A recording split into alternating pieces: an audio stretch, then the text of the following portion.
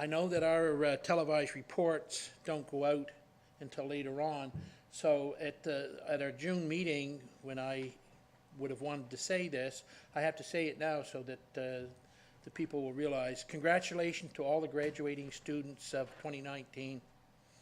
This is their first step, or their very first step in their future. I hope they have a safe summer, an enjoyable summer, and to be careful in all of their travels and so on. But they're going to be walking away off to universities, leaving some of their family and their friends back home and so on, and at different colleges. So I want them to, hopefully they can enjoy themselves, have a good summer and so on. But before I finish, I have a couple of things that I'd like to read.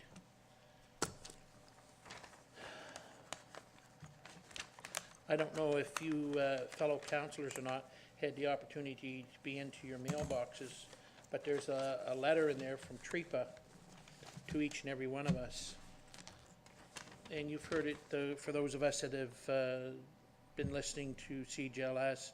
It's the climate crisis. And I just wanted to kind of give you a brief rundown. Recent reports from international science clearly demonstrate the urgent need for action to avoid an uncontrollable shift in global climate with devastating consequences. It is estimated that 1 million animals and plant species are already at risk of extinction, and the human life itself will be severely impacted. However, there is still hope for preventing this catastrophe. At a recent TREPA, Tuscan River Environmental Protection Association meeting, it was agreed to invite Judy N. Green, spokesperson for Extinction Rebellion, to give her presentation entitled Heading Towards Extinction. Judy operates her own business, Raw and Green's Wellness Coaching, from her Digby office, and is currently a nominee for the 2019 Annapolis Valley Woman of Distinction Community Builder. The nature of Judy's presentation will be twofold. First will be a clarification on the seriousness of the current climate crisis and the urgency for corrective action. The second part of her session will point out what individuals can do to effect a change. Judy N. Green's presentation is free and open to any member of the public. It is scheduled for Wednesday, May 29th, 2019 at 7 p.m. at the Yarmouth County Museum, 22 Collins Street. And if anybody is interested, I just wanted to put that out there. I know Radio CJLS has been advertising it today and so on, but it'll probably be a very good presentation. And the second thing I'd like to read,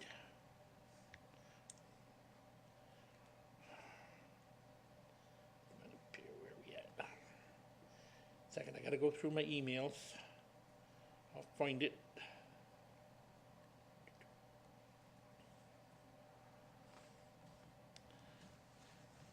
Thursday is Municipal Workplace Wellness Day. This is a proclamation by the province of Nova Scotia, and I just want to read it, if I may, this time.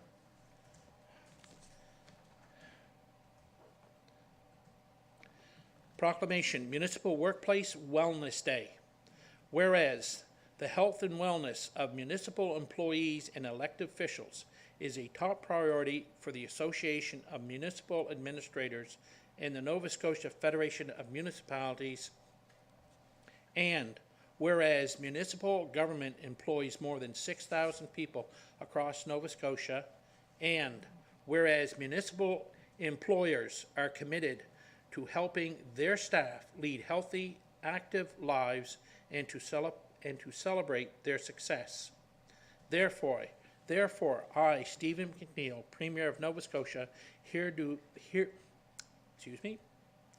I, Stephen McNeil, Premier of Nova Scotia, do hereby proclaim May 23rd, 2019 to be Municipal Workplace Wellness Day in the province of Nova Scotia. I just wanted to bring that to everyone's attention and so on. That is my report.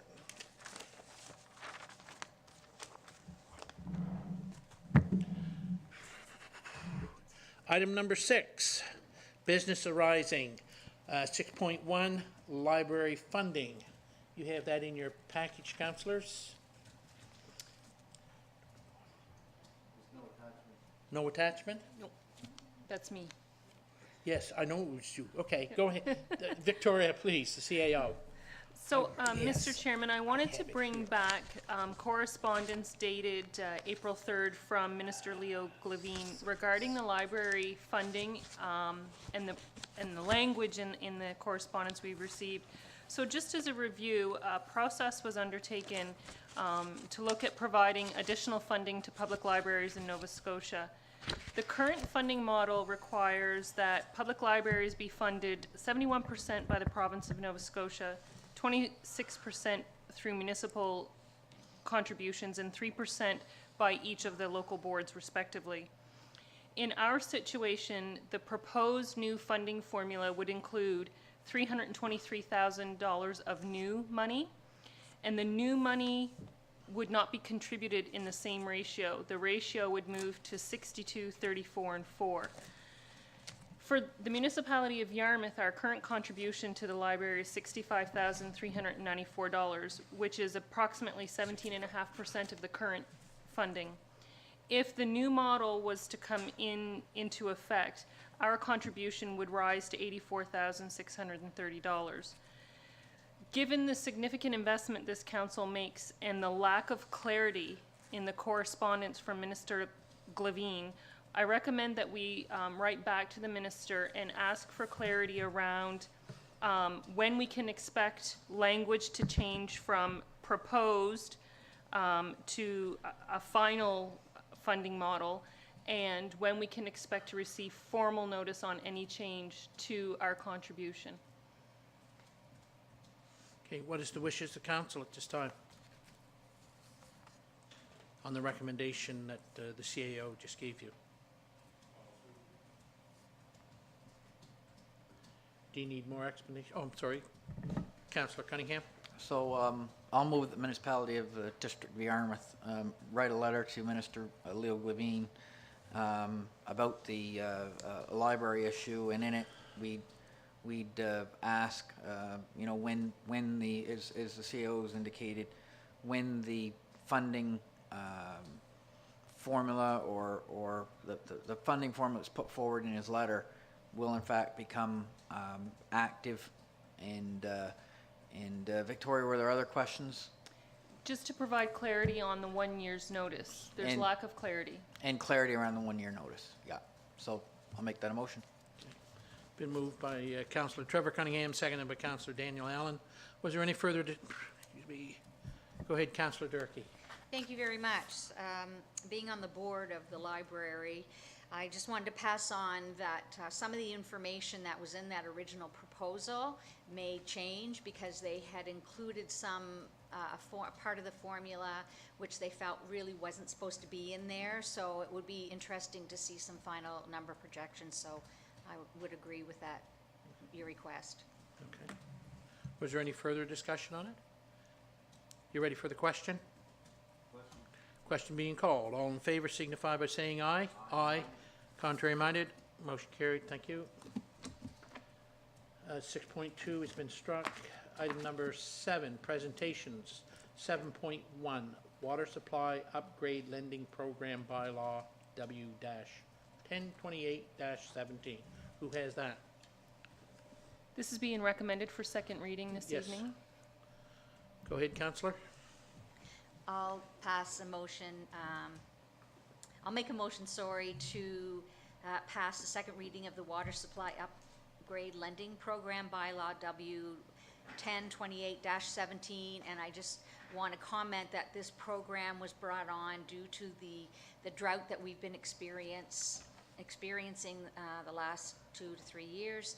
And the purpose of it is to help residents who are having difficulty getting water to apply for, to lend money to them through their taxes to improve their wells.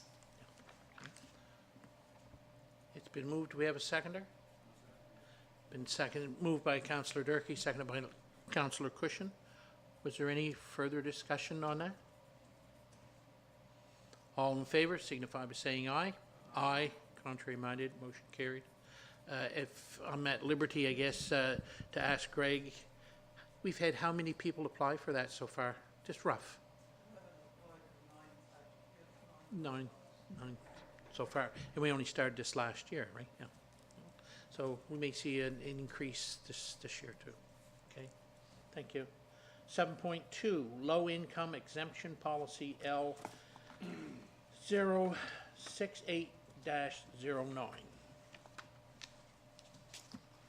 So, Mr. Chairman, I submit this to you this evening as a recommendation from the budget. Council would like to increase the threshold from 21,823.07 to 25,000. Yes. Councillor Durkey, go ahead. I'll make a motion to approve the second reading of the low-income exemption policy L-068-09.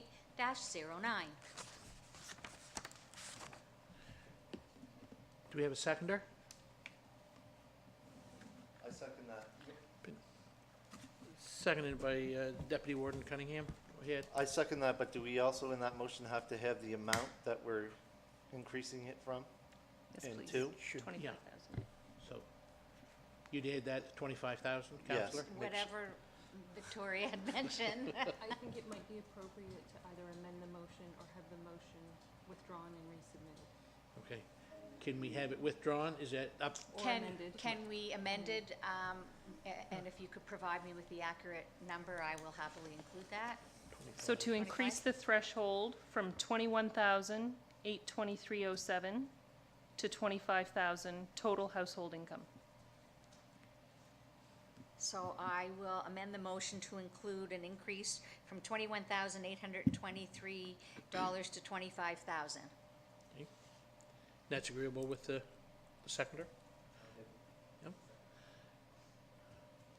You ready for the question? Oh, I'm sorry. Go ahead, Deputy Warden.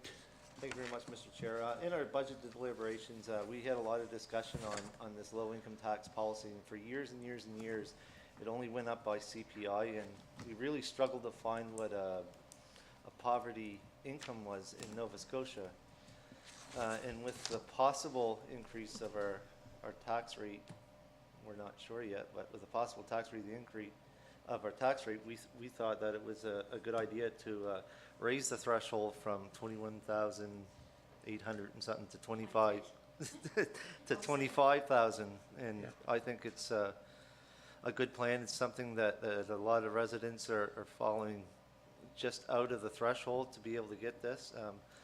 There wasn't no definitive numbers, but it really could help a lot of people out there that are struggling to pay their taxes. So I think it's a good move, and I'll be in support of this motion. Okay. Was there any further discussion on the motion? Hearing none. All in favor signify by saying aye. Aye. Contrary minded, motion carried. Thank you. Number 8, Committee of Public Accounts and Finance. 8.1, Budget Information from Service Nova Scotia and Municipal Relations. And Greg will give us that, will he not? In your package, there's information regarding our uniform assessment, which is Yeah. $712,845,493. Our municipal contribution to education is $2,172,753. Right. Our contribution to corrections, $137,815. Our contribution to roads, not including our own municipal roads, $79,675.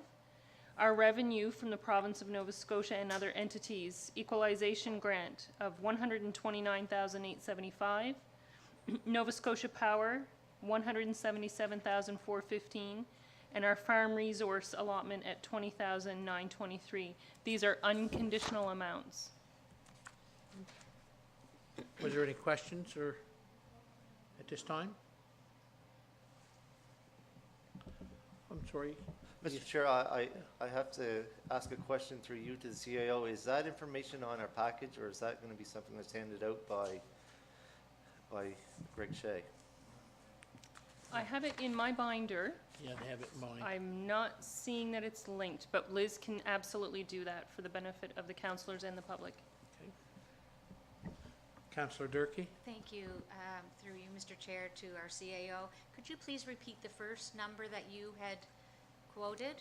Uniform assessment? Thank you. Is that the one, Councillor Durkee? Yes, please. 712,845,493. Thank you very much.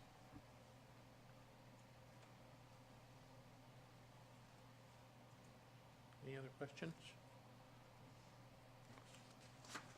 If not, we will move on to 8.2, presentation and approval of operating budget for 2019-2020.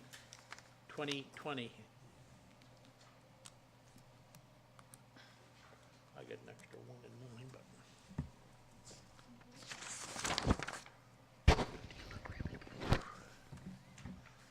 Thank you very much.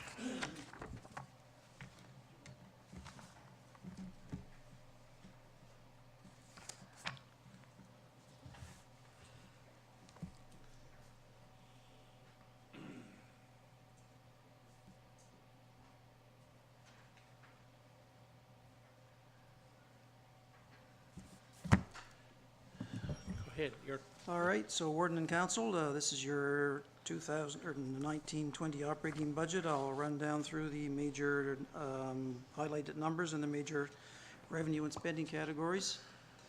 And then once we get comfortable with that, we'll approve the rates. So starting on the revenue page, your budget for this year, assessable property revenues are $9,900,649. Special assessments is $264,722. Business property is $242,415, and other taxes are $313,463. So the total in the tax revenue category is $10,721,249. Grants in lieu of taxes are $31,200. Services to other governments, $482,150. And other revenue from own sources is budgeted to be $800,566. Unconditional transfers from other governments is $150,798,000. Conditional transfers from other provincial and federal governments is $516,654. And the final revenue item is other transfers from other funds of $660,000. So non-tax revenues are $2,641,368, and total revenues for the municipality for operations for the year are budgeted to be $13,362,617. I'm sorry. Councillor Durkee, go ahead. Thank you, through you, Mr. Chair, to Greg. Could you just explain why there's such a difference between the 100,000 other transfers, the 100,000 to 660,000 this year, please? The 660,000 is a bit unusual, and that represents our contribution, our first-year contribution to the ferry terminal redevelopment, which is spread over 2 years. So we're pulling those funds in from our operating reserves. That's why they show up on the revenue side, and you'll see them on the other side in the expenditures. So on the expenditures, we start with general government services. Legislative, we're at $265,918. General administration, $964,234. Financial management is $55,250. Taxation is $280,859. Other general government services, $407,468. So the budget for total government general government services is $1,973,729. In protective services, we have our CMP and corrections at $1,158,349. Fire protection, $1,165,725. Emergency measures, $47,634. And other protective services at $353,295. And animal and pest control at $29,745. So the total for all protective services is $2,754,748.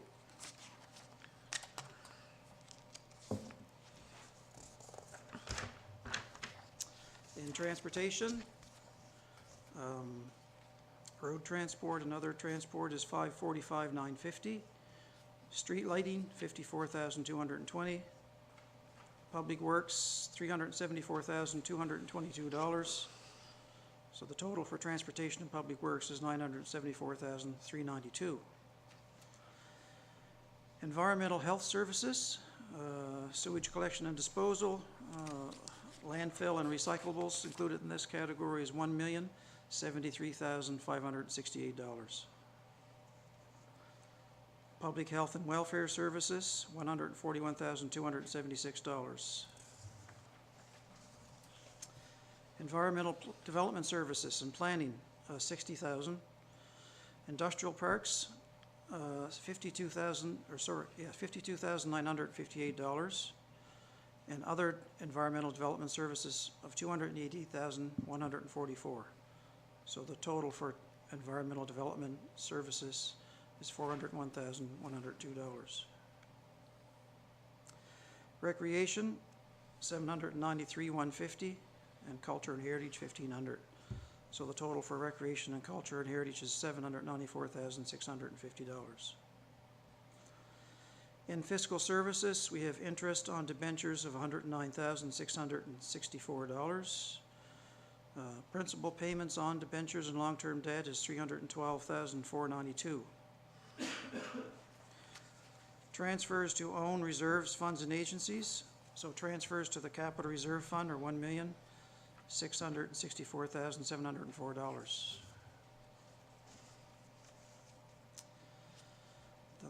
Conditional transfers to other governments, and this includes the segment where we fund our share of the ferry terminal project for this fiscal 1920. And so the total for conditional transfers is $3,118,486. And we have a contingency for unforeseen expenses at $25,000. So the total expense budget for fiscal services is $5,230,346. That brings the total budgeted expenditures for the year to $13,343,811, which leaves us with a razor-thin surplus of $18,806 for the year.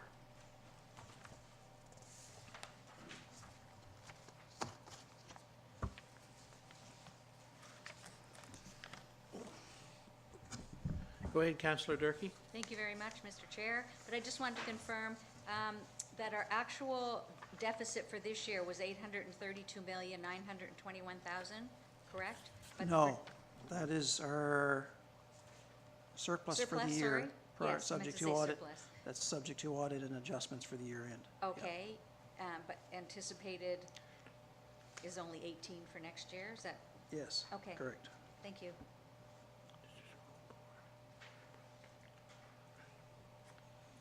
Was there any further questions at this time? I know Greg went through it, so you may still be looking at some questions or whatever.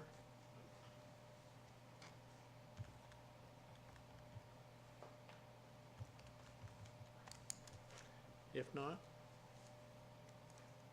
I'll accept or take a motion to accept the operating budget. Councillor Cushion. I'll make, excuse me.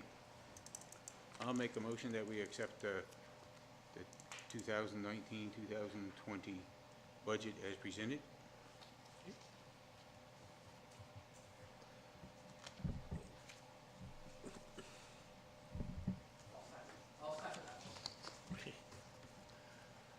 It's been moved by Councillor Cushion, seconded by Councillor Trevor Cunningham. Was there any further discussion on that motion?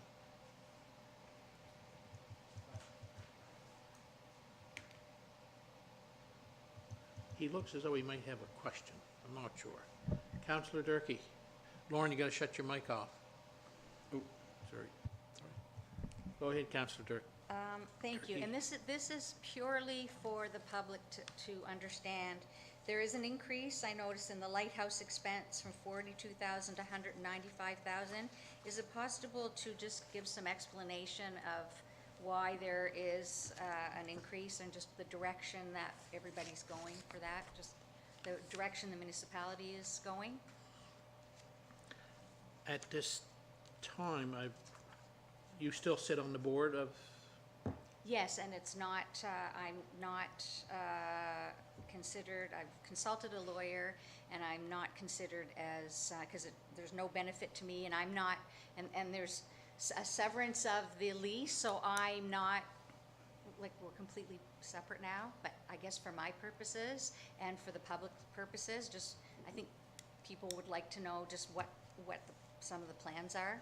It's not, it's not a negative, I just, it's just a jump, and it's just for explanation purposes. Deputy Warden? Oh, sorry, Deputy, Yeah, I kind of question that because, I can't turn you on, Councillor Durkee, you Oh, gotta, sorry. there's been a change in our, go ahead, Deputy Thank you Warden. very much, Mr. Chair. I kind of question that because you, Councillor Durkee, you've asked, you've stepped away from the table on this. We've discussed this back in, I think it was August, that we decided on the direction that we were going in. And some of that included consulting services with YASTA, marketing, wages, vision and redevelopment of the site. We discussed that and we approved that, if I'm not mistaken, back in September, October. So I'm I questioning. guess at this time, I'm not sure whether we can carry on with this conversation with the information. I know the councillor has had some legal discussion and so on. I guess I'm going to turn to our solicitor. Is that legally right? Can we? Yes, as I understand, I mean, You should turn his is this a microphone question on, as it Mr. relates to Chairman. the passing of the budget?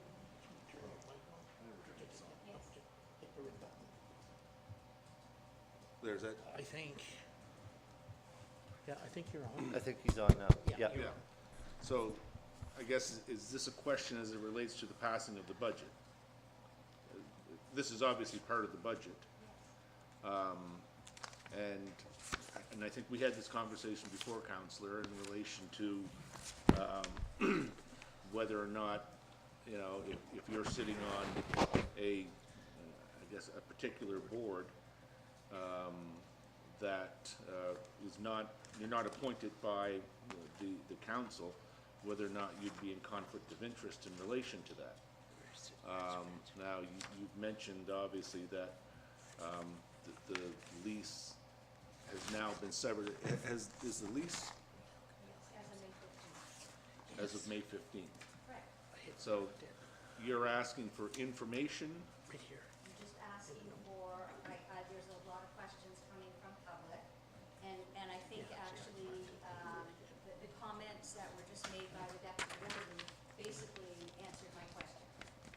So I didn't think that's exactly just, you know, what are the different, Okay. and that's all we're looking for. Okay, For clarifications. I wasn't asking for any details, just for clarification so the public understand that this is where the municipality is now going. So, yeah, so Deputy Warden generally gave, I wasn't in that prior to that. I now do not have to step away, so I just wanted a quick update as to how it related to this budget, and that was a good clarification.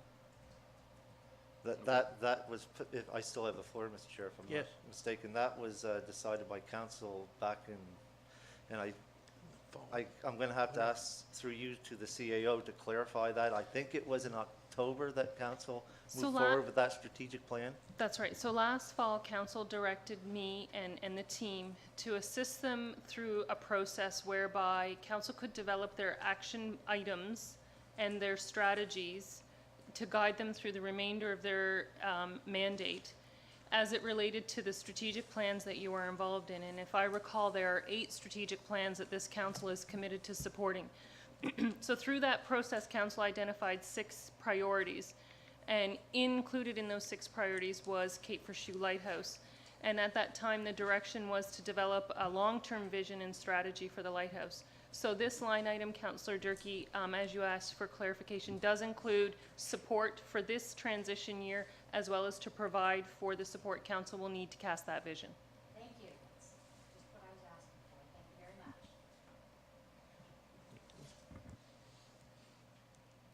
Okay, so the motion is still on the floor, moved by Councillor Cushion, seconded by Councillor Trevor Cunningham.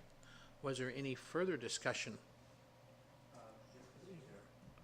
Go ahead, Deputy Warden. Just for clarification, this is only for the approval of the operating budget. This does not set the tax rate, correct?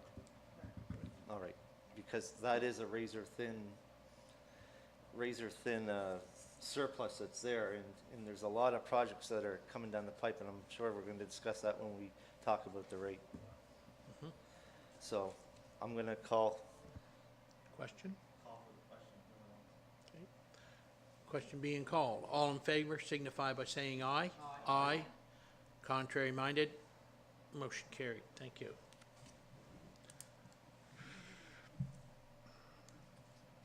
Eight point three, approval of the capital budget for 2019-2020.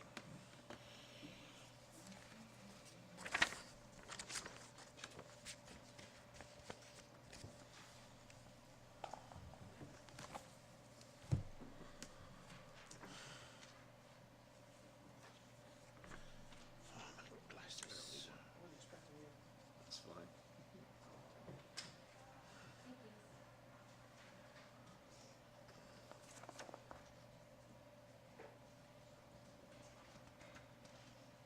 Okay, so the capital budget for the year is in front of you. This is a formal document, the formal budget document, lays out our plan.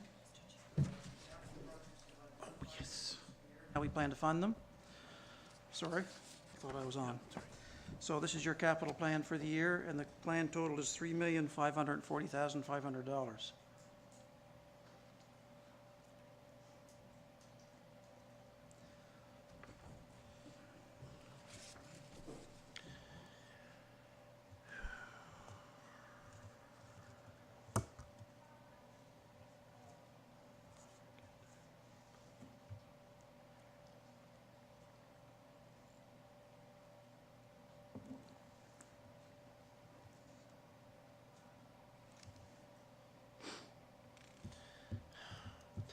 How much was it again, Greg? I just, $3,540,500, and we would fund that through 2 or 3 different avenues, through our gas tax funds, through our normal capital capital tax reserves, and we are contemplating a debenture for one of the projects of $750,000.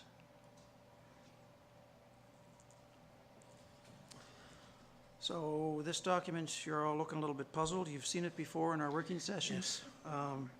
So if you look at the 1920 plan, you'll see in the columns, the 4th and 5th column over, the totals for the budget estimates for the specific capital projects. Or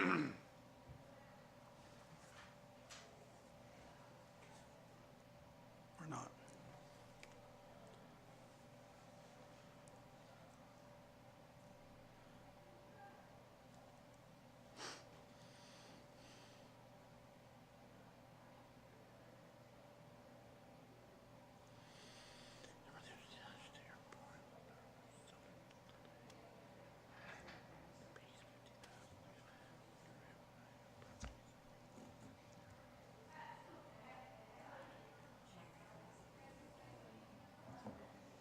Greg, could you read that total capital investment amount one more time? 3,000,000. $3,540,500. So, So you see the Does- 18685? yep, 1,672,000 and the And 985,000? the 1672. Not the Well, 985,000? the 985 is from our operating reserves. It's not really a capital item. That is where we keep track of our funds flow in and out of the operating reserve. For example, the 660 you see there, again, that comes back to the ferry terminal redevelopment. And we also fund some other things out of reserves, the operating reserve too, which typically are loans that get repaid, like loans to fire department and the well ending program. So this budget here, these numbers I'm talking to you about are more for the capital budget.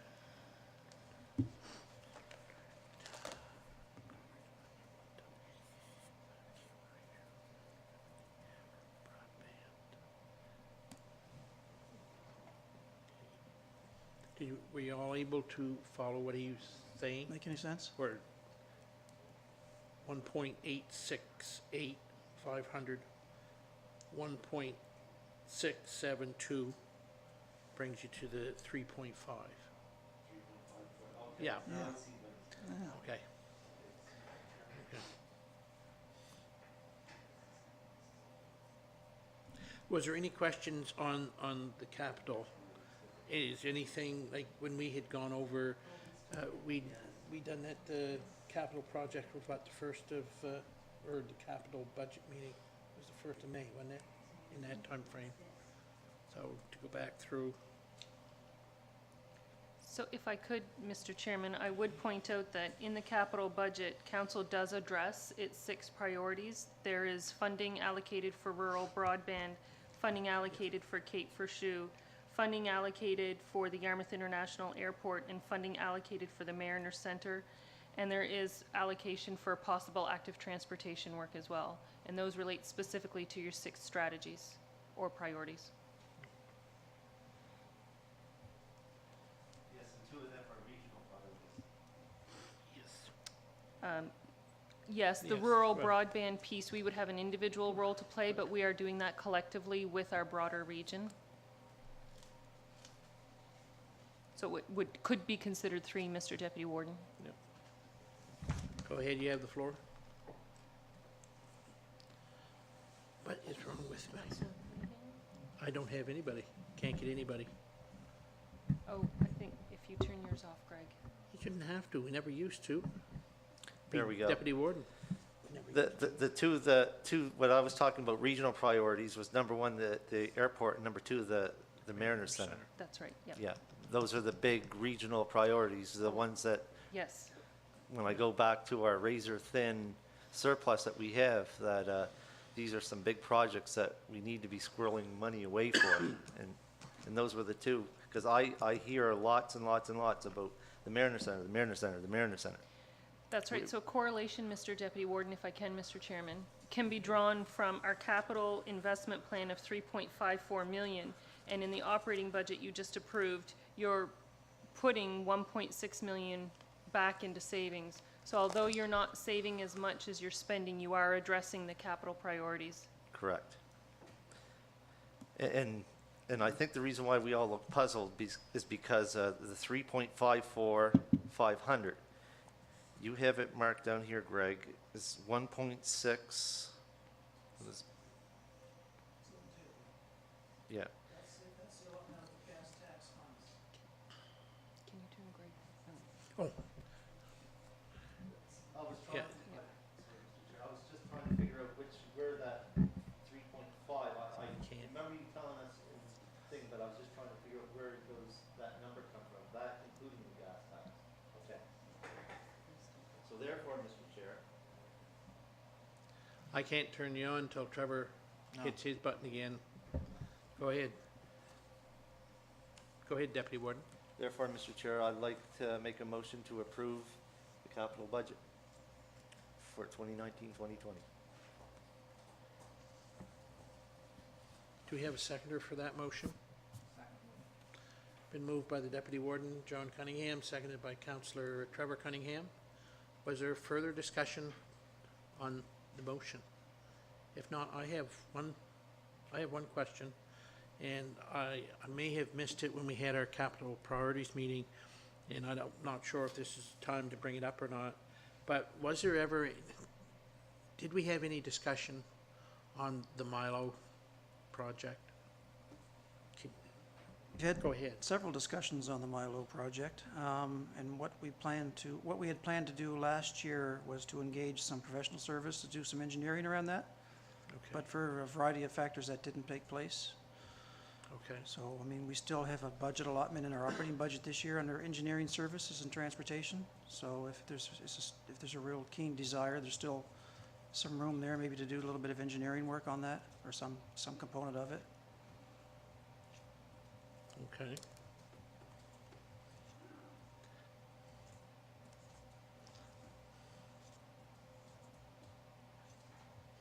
Just give me a So second. that wouldn't be, you don't see that in the capital investment plan. That was through transportation and the engineering services in our operating budget. Okay, okay. That's It wouldn't show here until we made a commitment to make an investment in the Okay. asset Okay, and begin to develop it and fund it. okay, okay, I'm fine. Go ahead, Deputy Warden. Greg, you gotta shut your mic off. We never had to before. I don't know what's gone wrong here. I Go ahead. remember discussions around that with about that project you're talking about in Milo. There was some discussion too on, why would we want to spend some engineering money until the CAO did some legwork in regards to how much it would cost to move utilities and things like that, and that's some of the work that's being done as well, if I remember correctly. Okay, Because Okay. I don't know what it would cost to move some of those utility poles that are there, because that would be part and parcel of that whole project. And if that was, okay. from my understanding, anytime that you Yeah, want a I was power pole thinking, moved, yeah. like say on a private property, it's under your dime. It's not under Nova Scotia Power's dime, and that was one of the questions that I brought Okay. up. And that's some information that we're waiting for as well, but I do believe that that project in the future should be moving forward. It only enhances that whole Milo region. We've talked a lot about a walkway or a gangway or sidewalk or something along there, but there's a lot of legwork that needs to be done before we even decide that we're gonna move forward with that project. I do remember discussing that with the CAO, our new CAO, our old CAO, you, Mr. Warden, on our on and off discussions, so that project isn't off my radar, but there's some legwork that we're gonna have to do as a municipality before we should engage an engineer on a design, because we don't even know how much it's gonna cost, like I said, picking on utility poles, because there's some there, and some of those would have to be moved, in my opinion, in our big vision of that. Okay, okay. Okay, was there any further discussion on the capital budget? Hearing, question being called. All in favor signify by saying aye. Aye. Contrary minded, motion carried. Thank you.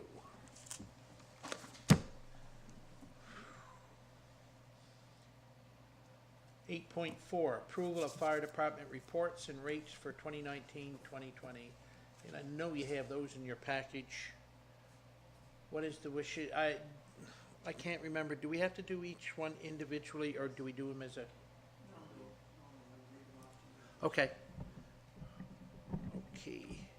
Go ahead. Okay, so Floor let's is just do the fire rates for starters. For 1920, their rate per assessment for their respective assessments in the fire districts is, F1 is 11 cents, F2 is 14 cents, F3 is 16 cents, F4 is 17 cents, F5 is 15 cents, F6 is 8 cents, and F7 is 11 cents. That's per 100 of assessment. per 100 hours. Could you just read those out one more time, please, Greg? Sure. F1, 11 cents, F2, 14 cents, F3, 16 cents, F4 is 17 cents, F5 is 15 cents, F6 is 8 cents, and F7 is 11 cents. And you say we have to do each one individual, or can we, no, we can do them as a group? I think so, yeah. Okay, that's what I, just to me, my computer decided it was time to shut down. I don't know.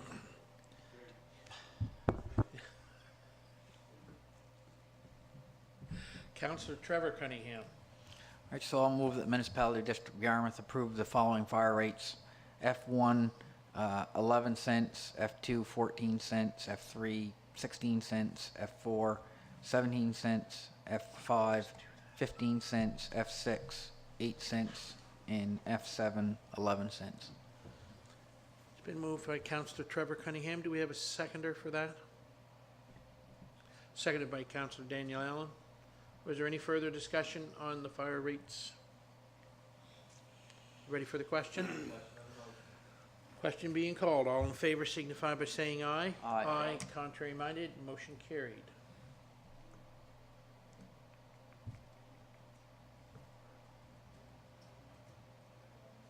Approve 8.5, approval of the sewer rates for 2019-2020.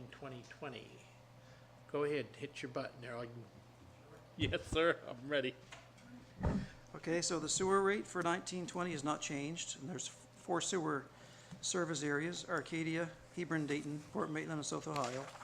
And the rate remains at $328.65 per year per unit equivalent,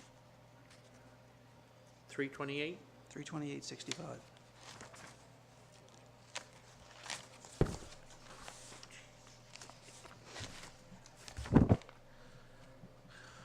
Go ahead, Councillor Cunningham. I'll move that Municipality District of Yarmouth approve an unchanged sewer rate for 1920 of $328.65 for Hebron, Dayton, Port Maitland, South Ohio, and Arcadia. We have a mover, do we have a seconder? I'll second it for discussion.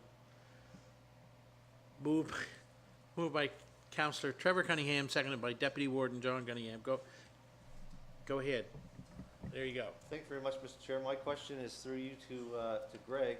In that regards to the motion that's on the floor, does that mean that we are going to fully recover the costs, or are we going slowly into the hole?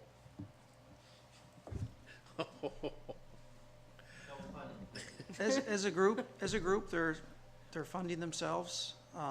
There's a couple that are slipping a little bit, but overall, they're still sustainable. We just made some significant improvements in this last fiscal to both Arcadia and LS1 pump station on the Love Milo stretch. So we're expect to see considerable savings there in flow rates going forward, which will help some of the expenditure we saw in the past. So we're actually forecasting some expenses to come down a little bit this year on those 2 areas, and that will help us balance them. But I'm watching them.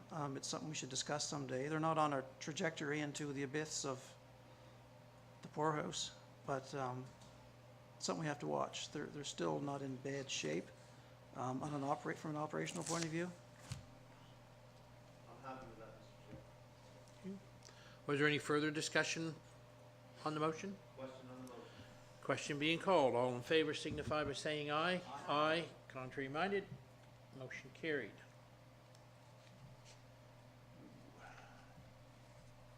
Eight point six, approval of the residential and the commercial and resource rates for 2019-2020.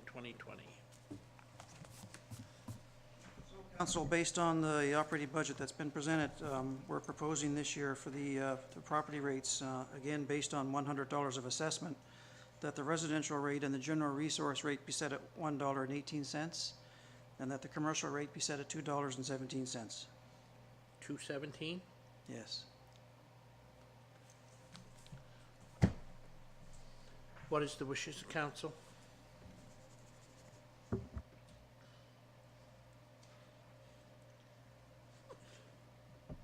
Go ahead, councillor. Well, given that we've already passed the operating and capital budgets,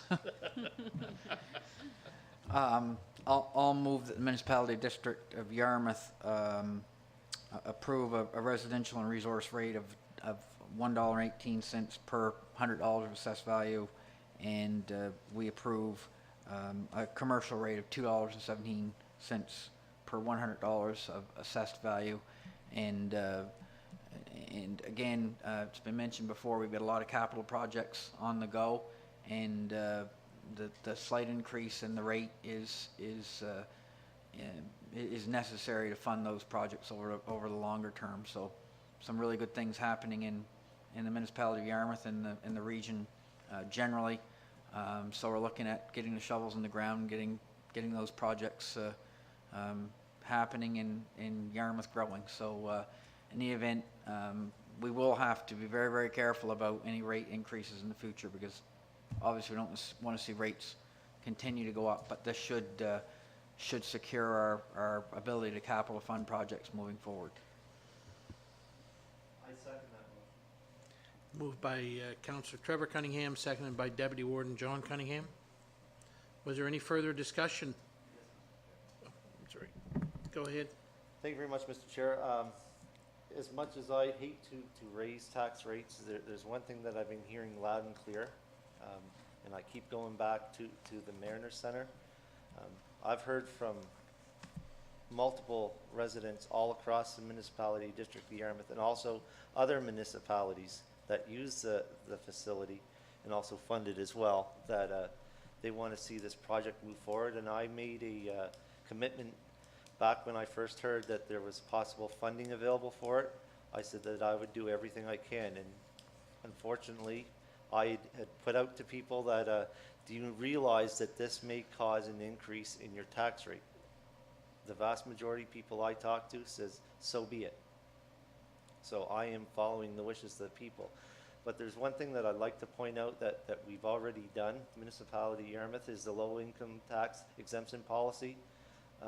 That was low, and I think that's a way that I found that we could alleviate some problems that some of the low-income earners across the municipality could be helped a little bit with this 1 cent increase in both commercial and residential tax rates. This is something I think that we should possibly look into the future a little bit more. The low-income tax rate right now is $200 per person that applies and qualifies for it. Maybe that's something we can look at, but we've upped from 21,000 to roughly 22,000 to 25. So I think it's a step in the right direction where we are taking in a little bit more, but we are also trying to help out people who have trouble paying for their taxes. And I think it's a balance that we're trying to strike, and I'm going to vote in favor of the motion on the floor.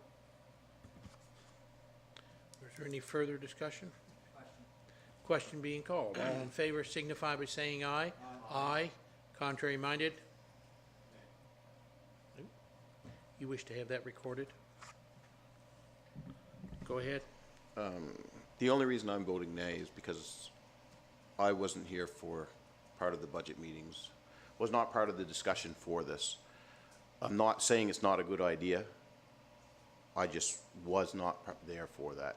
I know we have a lot of projects coming up, some big projects, and I know it's going to take money, and I know it's got to come from somewhere. I'm in support of all of those projects. I just am voting nay because I was not part of the original discussion for this. Good point. Okay. Good point.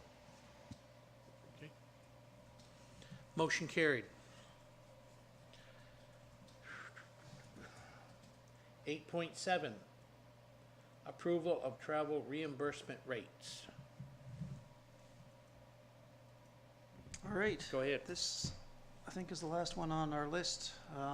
This may seem relatively minor, but it's been a long time since we've actually formally accepted a rate for our calculations. There's a mileage rate that is used to reimburse employees when they travel in their personal vehicles and use their personal money for gas. It typically tends to follow the provincial rate. The provincial rate was just revised this year to 45.85 cents. And so we're going to be revising ours. It's a fraction of a cent from 45.4 to 45.85. But with the change, we thought it would also be a good time to, since it's been a long time, to actually formally get it on the record of accepting the mileage rate. So we would ask that the council move to accept a mileage rate effective with the budget date of 45.85 cents per kilometer. Councillor Allen? Go ahead, Councillor Allen. So was this also discussed at the same, this was not discussed at all at the time? If I could speak to that, so we actually have a policy, a council policy on travel, and it calls for our travel rate to follow the provincial rate. Super, thank you. So I'm looking for a motion from council. Councillor Durkey. I'll make that motion to increase the travel mileage rate, 5.85, which is up 0.4, is that correct?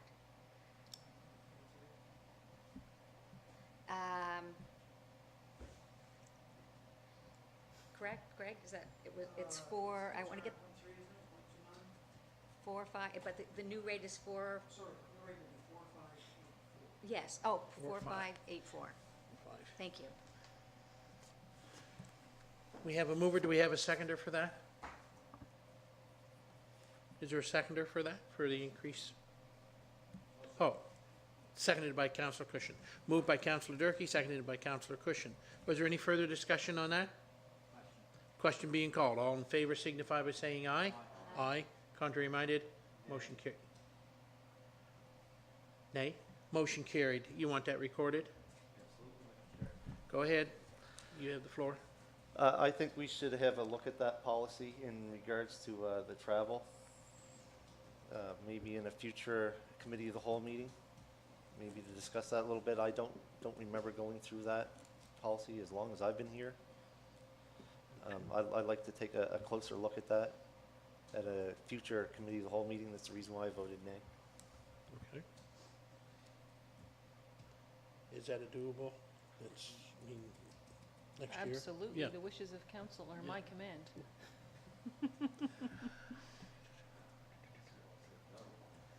Hey, and Greg, that's, you're all done?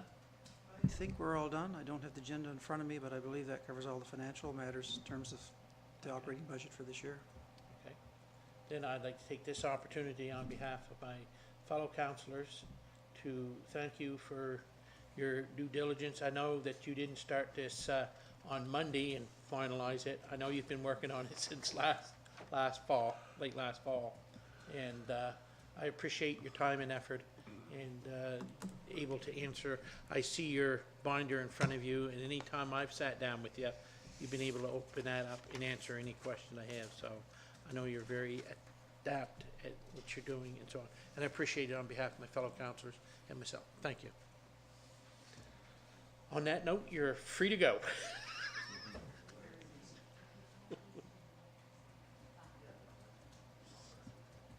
8.8, letter from Yarmouth and Area Chamber of Commerce, Doctor Recruitment. You have that in your package? If it's blue on my computer, I know you got it in your package, but I also have it in my binder. So, Mr. Chairman, while the chair of the Health and Human Services Committee pulls her document up, I'll just give a brief rundown. So, in the operating budget, Council did approve an allotment to support the doctor recruitment efforts in the region. This document from the Yarmouth and Area Chamber of Commerce is a request to support a specific recruitment and engagement activity, which, if Council approves that activity this evening, will come out of that operating budget you approved.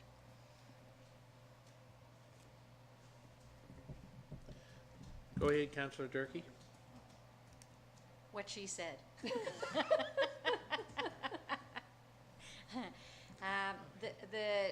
I'm giving a report later for the Doctor Recruitment Committee, but this was the discussion that we had already had to approve attendance at the anesthesiologist conference in June. This is one that was coming up quickly, and we know we're really lacking right now at our Yarmouth Hospital. So we have a new anesthesiologist, but we need more. We need at least, I believe, 2 more. So that's the point of this, and I believe we had already supported that. Thank you. Councillor Cunningham. Yeah, I guess, given that it's part of our budget, one of our budget lines for doctor recruitment, you know, it's money well spent. It's an urgent need in Yarmouth. There's a doctor recruitment issue certainly that we're all aware of, and anything we can do to support that, I think, is money well spent. So I'll be in support of the motion. Okay. So we had a mover. Do we have a seconder? Okay. Moved by Councillor Durkee, seconded by Councillor Trevor Cunningham. I'm sorry. Deputy Warden, go ahead. I'm in full support of this motion to support the Yarmouth Chamber of Commerce group to go forward and visit this. I'm going to express my displeasure once again that we have to do this. This is not something that is really mandated under the MGA for the municipal governments and other municipal governments across the province to do. I'm really upset at that. However, I'm happy and glad that we have a Chamber of Commerce and the chairperson, Patty Durkee, sitting next to me, that's willing to take this on, and anything we can do to get people here, absolutely. But I'm disappointed on the way that more and more costs seem to get downloaded to the municipalities, where I'm not going to get into that tonight because we have still a large agenda, but I will be in support of this motion. Is there any further discussion? You ready for the question? Question being called. All in favor signify by saying aye. Aye. Contrary minded? Motion carried. Thank you. Item number 9, new business, 9.1, CAO's report. You have that in your package. I think we're going to put a restriction on our paper consumption. So, Mr. Chairman, the report is unusually long this period because I do have the quarterly report on your strategic action item register included. In the update on council's strategic action items, under the community energy strategy, I do have a note in there under the status with respect to a request. Our original timeline was for the second quarter of this fiscal year to be working on exploring options for a project. And given the energy project that the Western Regional Enterprise Network is currently engaged in to develop some baseline metrics for energy use in our region, I'm requesting that council move that timeline under the community energy strategy for action item number 1 and number 2 from quarter 2 2019-20 to possibly quarter 1 next fiscal year when the Western Wrens project wraps up.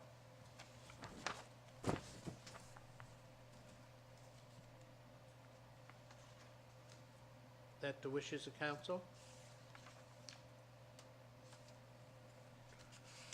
Go ahead, Councillor Cunningham. Those timeline recommendations seem reasonable, so I'll make a motion that we amend the document to reflect those timeline changes. Been moved by Councillor Cunningham, seconded by Deputy Warden Cunningham. Was there any discussion? Question called. All in favor signify by saying aye. Aye. Contrary minded? Motion carried. Can I ask the question, where do you get the time to do all this?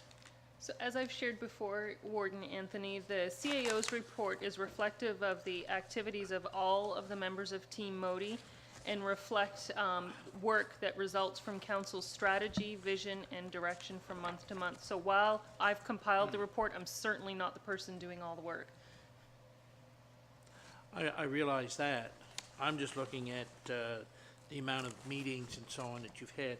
So I'm going to ask you a question. You don't have to answer it. How many meetings today have you had, including this one? Today there are 4. This is your 4th one today. That's what I thought. I knew you do quite a few, and judging by your report, it is a detailed report, and anybody reading it can get an understanding of exactly what you've been up to or what the staff have been up to and so on. So thank you very much for that. I believe Deputy Warden first, and then you, Trevor. Thank you very much, Mr. Chairman. I'd also like to thank the CAO in regards to the report she put out there, and anyone who's happened to looking at that. One thing that's near and dear to my heart is rural broadband and cellular phone coverage. I'm certainly keeping a very close eye on that, and in here, in your report, the strategic action item is number 3, internet. So I suggest everyone who's watching this or going to watch this go on the CAO's report and look at the internet and see the movement on that. One thing that you should notice that Develop Nova Scotia has released projected timelines, and we also have in our budget, which we just passed, money set aside to move forward on this project just as soon as a contract is awarded. So That's one of the very large items that's in our capital budget program, so. And if I could, Mr. Warden, just before you hand the floor over, rural broadband is, as you recall, your number one strategic Oh, priority. absolutely. It was not my number one, it was council's Council's, yep. number one priority. Councillor Trevor Cunningham, go ahead. Yes, I too would like to thank the CAO for producing the detailed report, and it's important, and it's produced by the CAO, but it also allows, it's a public document, allows the public to review that and see what council's been up to and what the whole municipality staff and council's doing. So I mean, it's good reading, it'll be even useful when we go door to door in a couple of years' time, because people inevitably ask, what do I get for my tax dollar? Well, the budget pretty clearly indicates where the money's being spent, and the strategic plan clearly indicates what our priorities are, and the CAO report clearly delineates what it is that we've been up to, what's complete, what's pending. So I mean, there are lots of things, and you know, just a quick read. You know, the Yarmouth Airport, we've got an airport out there that the 3 units support, and that's in need of capital upgrades, and that's something we're working on. And there are pieces that are complete out there.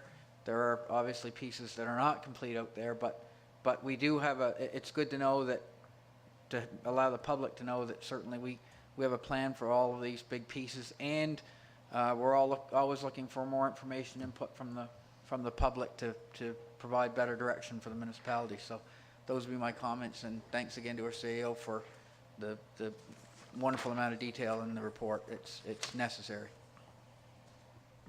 Councillor Durkee. I too am very thankful to the CAO for this report.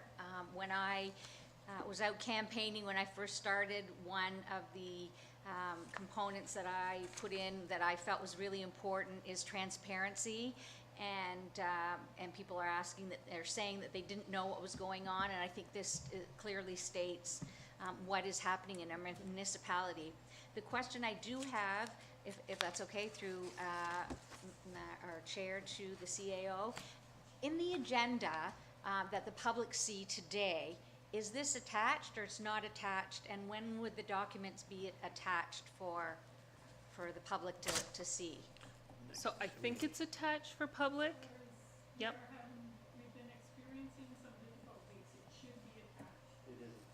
It's attached? Fantastic. I the know for public. me, I can see it's attached, Councillor Durkee, but I'm logged in, so I'm not sure if anybody isn't logged in, if they I'm can not see what I logged see. in, Okay, and you can see it? Okay, that's wonderful. Thank you very much.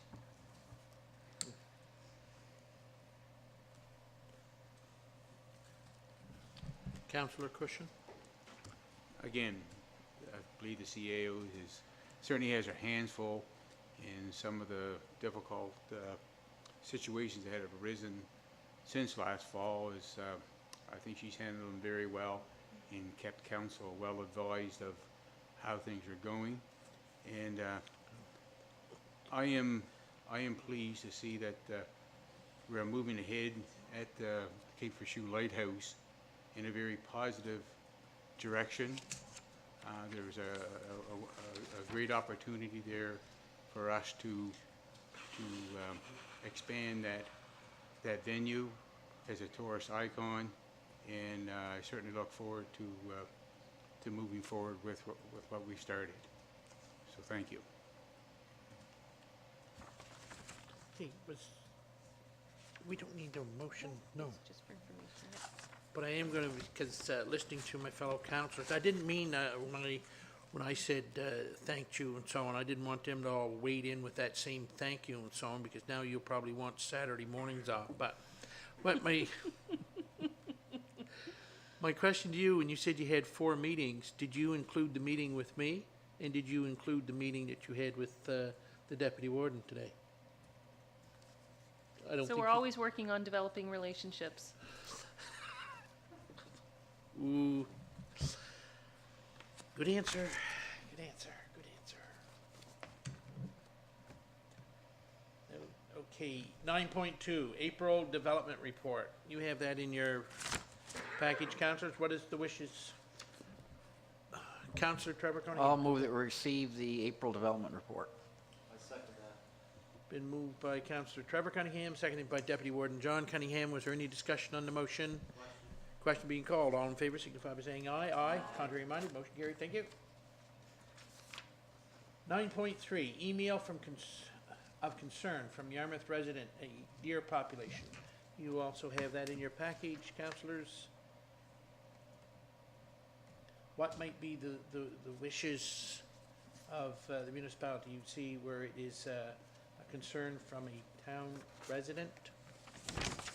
I have it here in my So list. I will, just for the people sitting in the gallery, Mr. Chair, if I have your leave to do Yes. so, read the actual request. So the request and correspondence is in relation to deer wandering in and around town and on the outskirts of the town boundaries. And the resident's request reads, I am requesting that your council address this issue due to problems with growing of crops, loss of shrubbery, road accidents with deer, the extensive feeding of apples and carrots, and a lessening of the number of hunters. Since it is illegal to shoot in town and the fact that deer know no municipal boundaries, it will take requests to DNR from both municipal units to accomplish any action. So, you're wondering what might we do, I take it. Right? Councillor Cunningham, you have the floor. I mean, my recommendation is not a motion, would maybe just to have our CAO contact DNR for additional information and perhaps bring it back to a committee of the whole for further discussion.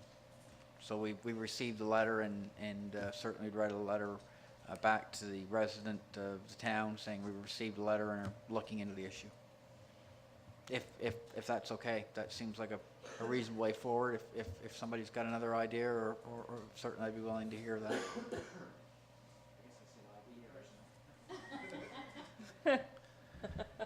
Deputy Warden, you have the floor. Yes, I did hear my colleague say idea. In that regards, I think it'd be a good idea that we get a hold of DNR. However, I am an avid deer hunter. Yes, the problem has seemed to migrate a little bit more towards the town. The problem is we have something around that we've never had before out in the country, and that's coyotes. The deer are only seeking refuge from predators. There's still a lot of deer out in the county. I don't know, I certainly don't have the expertise to say that only enacting a doe law, I don't know. Maybe that's some information that we'd have to have from some experts in that regard. I think that the deer herd also is they go under a count every year by natural resources, so I kind of dispute whether there's more deer around or not. There seems to be in some areas, in some areas there is not. That's some information that we would have to get from the experts, because even though I hunt, I don't have any information on that. Now, there may be some other solutions to the problem. I know up in the valley that they use, I guess you would call them propane bombs, to keep birds and deer out of the fields of the grapes and stuff. They go off intermittently, and that's what they do out there. It might work here. It's a non-lethal fix to a problem. There must be other avenues out there that we and/or the town can pursue. And I do know that there is a lot of deer in the municipality here. Councillor Trevor Cunningham's districts, for example, pretty close to town. You got to be careful where you're driving. Where there's one, there's usually about 15 or more of them. So maybe I take Councillor Trevor Cunningham's recommendation that we talk to some experts on that before we move forward on that. However, we should acknowledge that we received this letter, and we'll be discussing this in the future committee of the whole. Was there any further discussion on the recommendation? Okay. Do you have that? Okay. 9.4, Joint Municipal Fire Service Committee Bulletin. It's just for information in your package. Did you have that? We gotta bring my screen back. Okay. Yes, you had that in there. Just basically talking about training and the importance and so on. Go ahead, Councillor Cunningham. Well, I just think, I mean, clearly it's talking about the training that firefighters undertake, and it's really important work in rural communities, and it does keep our fire rate, I mean, the practical side of it keeps our fire rate very, very low, so those volunteers are helping keep your fire rate low. If we had to have a full-on professional firefighting staff to protect all the structures in the municipality of Yarmouth, rates would go up substantially. So those people are volunteering really to keep all the residents' rates in check, including the ones that are serviced by the Yarmouth Fire Department, because most of their staff that fight fires is indeed a volunteer crew. So thanks to them for doing all the hard work and doing the training that takes a lot of time and effort. It does. Was there any further discussion? Hearing none. 9.5, NSFM Spring Workshop Report. Councillor Durkee, you have the floor. Thank you very much. I just wanted to let everybody know that the I almost said spring concert, it's from my old teacher days. The spring workshop from NSFM was well attended and very interesting. In the rural caucus meeting, the discussion was about doctor recruitment and the difficulties everybody is having across the province, rural internet, and how we have to still be on top of that. I brought up about looking after our lakes, and this has to become more of a provincial issue and not just in our own municipality. So that was the rural caucus. Then there was some success stories about doctor recruitment and retention. And interesting, there are a number of different municipalities that are going forward with doing some of their own doctor recruitment, or having their own doctor recruitment and retention programs. And it is successful. So Dr. Coogan from Amherst spoke, and basically their municipal group put together a committee. They go off to some of the conferences themselves. They sell their community, and that's one of the things with Nova Scotia Health Authority don't do. They don't go out and sell those communities, and it was a huge asset. They've gone from 20 vacancies to, I believe, I can't remember if there was 9 or 11. They either placed 9 or they placed 11 within a year. One of the things that happened was they got business cards from 94 different people, and no, they didn't recruit all those people, but the one thing they felt is extremely important is the networking. So if someone on that list that they had made may not want the position, but they may know of someone else that may want the position. So they highly recommended it. They were very happy with the success rate. They said, yes, there are downfalls to it. Yes, it's costing a little bit of money, but it's highly worth it because the health and safety is a prime priority. So it felt really good to go into that meeting and listen to a success story, knowing that we're doing some of the same things. Our chamber, though, is taking on a much bigger role than they have, but that's okay. It's all great. We're all going to work together and hopefully make things happen. The other success story was about a UNESCO geotourism, and it's the area around Parsborough where they are looking at the geology, and that's become a tourism attraction. And so I'm going to update Neil from YASTA on that, to maybe he wants to look into that. Whether we can be an extension on that, I'm not sure, but that was going really well.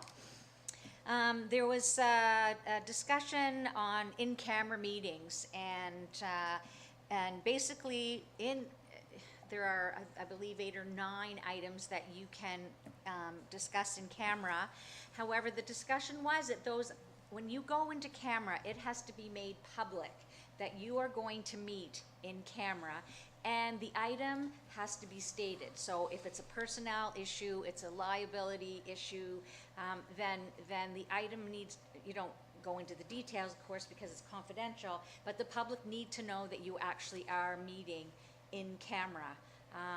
So it has to be part of a regular agenda. It has to be published on the agenda that part of your meeting is in camera. So I think we're making some changes and moving towards some of those things, which are great.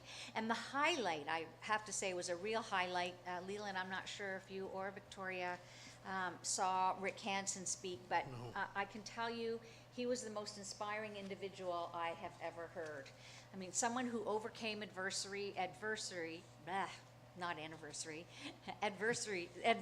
sorry, that just doesn't want to come out, to go on his world tour, and in the end, the question was, you know, how do you feel about, do you wish that accident hadn't happened when you were 17? And at that point, he said, no. He said, it happened. I learned to compensate for it. And he said, that's what I suggest to everybody.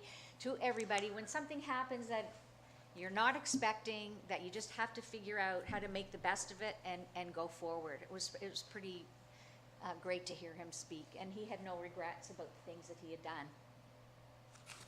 Done. Was there any questions of Councillor Durkee pertaining to the NSFM Spring Workshop? I do, Mr. Chair. Yeah, go ahead. Mr. Chair, through you to the solicitor, I just wonder if the solicitor could provide comment on those in-camera procedures. Yes. I guess I was given a heads up somewhat in relation to the question, so naturally the first priority I looked is to the MGA, the Municipal Government Act, to review and determine, I guess, what the procedures were. Basically, the information that I received, there was some question, and through I guess a presentation that was done by one of the lead solicitors for HRM in Halifax, that firstly, I guess just to paraphrase, that our in-camera meetings needed to be publicized, and that they could not be done before council meetings, and that they either had to be done after being publicized during council meeting or after council meeting. So I looked at the Municipal Government Act, which quite frankly doesn't provide a lot of detail in relation to that issue, and I looked at the regulations, or any regulations that may have been made pursuant to the Municipal Government Act, which there are none, by the way. So the particular sections of the Municipal Government Act that are germane in relation to this would be Section 19 of the Municipal Government Act, which deals with council meetings. And first, if you look at Section 19 Sub 1, this says notice of regular council meetings are not required. Well, obviously, it's well known that council meetings by policy, actually the policy I think states here that it's every second Wednesday, the second Wednesday of each month at 9 a.m. and the fourth Wednesday of each month at 6 p.m., which obviously we now have been moved to 7. Yes. But I specifically looked to see whether or not the particular in-camera, so issues that deal with, I guess, sensitive matters involving council, such as personnel matters, litigation or potential litigation and whatnot. If there are any specific requirements, firstly, for determining whether or not that had to be advertised, and if so, whether or not that had to be done before council meetings or after council meetings. And I looked at Section 19 Sub 2 of the Act, which said, in addition to regular meetings, the council may hold such other meetings as may be necessary or expedient for the dispatch of business at such time and place as the council determines, if each council member is notified at least 3 days in advance, and the clerk gives at least 2 days public notice of the meeting.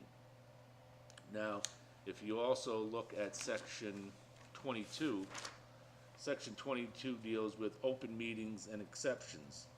And what Section 22 Sub 1 indicates is that except as otherwise provided in this section, council meetings and meetings of committees appointed by council are open to the public. And then sub 2 indicates the council or any committee appointed by the council may meet in closed session, which is what we're talking about here when we speak about in camera, to discuss matters relating to, and then it notes the matters that can be dealt with in closed sessions in camera. And further on in that section, there's no particular mention in the section at all of what is required as far as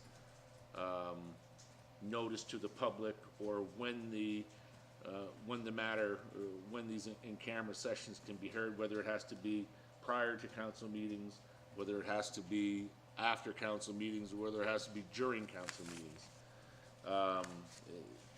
22 sub 3 indicates that no decision shall be made at a private council meeting except a decision concerning procedural matters or to give direction to staff or solicitors for the municipality, which is obviously normally what is done in camera meetings, where no decisions are made, they're discussed, and obviously they're brought back towards the council meetings after to be voted on and brought before council on a motion by a councillor. Sub 4 of section 22 indicates that a record which is open to the public shall be made, noting the fact that council met in private the type of matter that was discussed as set out in subsection 2 and the date, but no other information. So basically just indicates that the only thing that has to be made to the public, which is after the fact, is that there was a meeting in private, the matter which was discussed, but no information in relation to that, which is obviously, which would obviously be, contrary if we had to give the information of the whole purpose behind doing the in-camera session. So I guess what I'm getting at in relation to this is the Municipal Government Act is very vague as it relates to that. And I saw some of the correspondence between the councillors and the concerns after this particular presentation.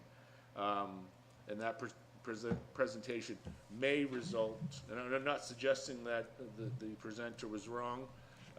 He may deal in that far more than I do. It may deal with certain policies or the charter as it relates to HRM. I'm not certain. All I'm indicating is that when I review the Municipal Government Act and our policy and the regulations, which as I indicated there are not any, I don't believe that we're doing anything incorrect or illegal as to how we normally did our in-camera sessions and how they were ratified after.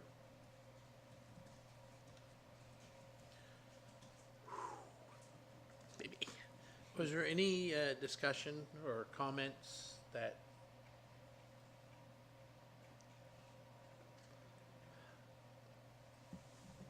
Go ahead, Councillor. So would I be correct in saying, I mean, you reviewed the act and the pursuant regulations and our policy, and I mean, there's nothing that's prohibiting us. The law generally, my understanding is prohibits, it doesn't permit. There's nothing at all what you're saying that would preclude us from having the in-camera meetings as we've had in the past. I don't believe so. I mean, I think in speaking with Victoria, I think the policy needs to be updated somewhat. It dates back to, I think, 2006, so some of the things in relation to the policy and the wording and it may have to be changed somewhat. But overall, certainly, I don't think there's anything that I read in the Municipal Government Act that indicates that we're doing anything incorrect as it relates to our in-camera meetings. Councillor Durkee? Well, I just have to comment that I went to this information session and that was shared and I had to share it with everybody. I felt that was really important. I noticed that there are, I wanted to make sure that what we are doing is legal according to Kevin, and I'm sorry, I can't remember his last name, but he is the HRM counselor. He did say that, I mean, that you do have to include that you are having, like, the public needs to know that you are having an in-camera session. That's all that has to be put even in a regular agenda, that we would be going into an in-camera portion. But, you know, that's a differing opinion. And I guess it's all up for interpretation because of the way the MGA is written. And quite frankly, I mean, you know, if we were to add in our regular, I guess, advertisements or whatnot for council, that, you know, council will meeting in camera at 5:30 prior to the meeting, I mean, I don't see anything wrong with that. I don't necessarily, you know, I guess see the purpose, obviously, because the public can't come into the in-camera meeting and obviously participate in any respect. But, I mean, if that had to be added or whatever, I don't see any drawbacks to that either, so.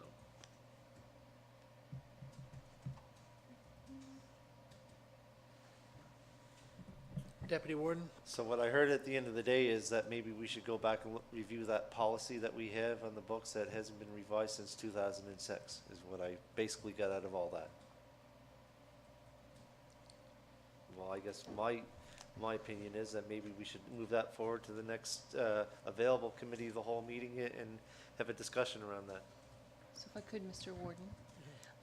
At a previous, and I forget if it was committee of the whole or council, Councillor Durkee, you might remember, we talked about the schedule for the policy and bylaw work, and I did note that that particular piece is a piece that we have on the schedule for the summer to look at and work on collectively and bring forward for committee of the whole and council's consideration in the fall session.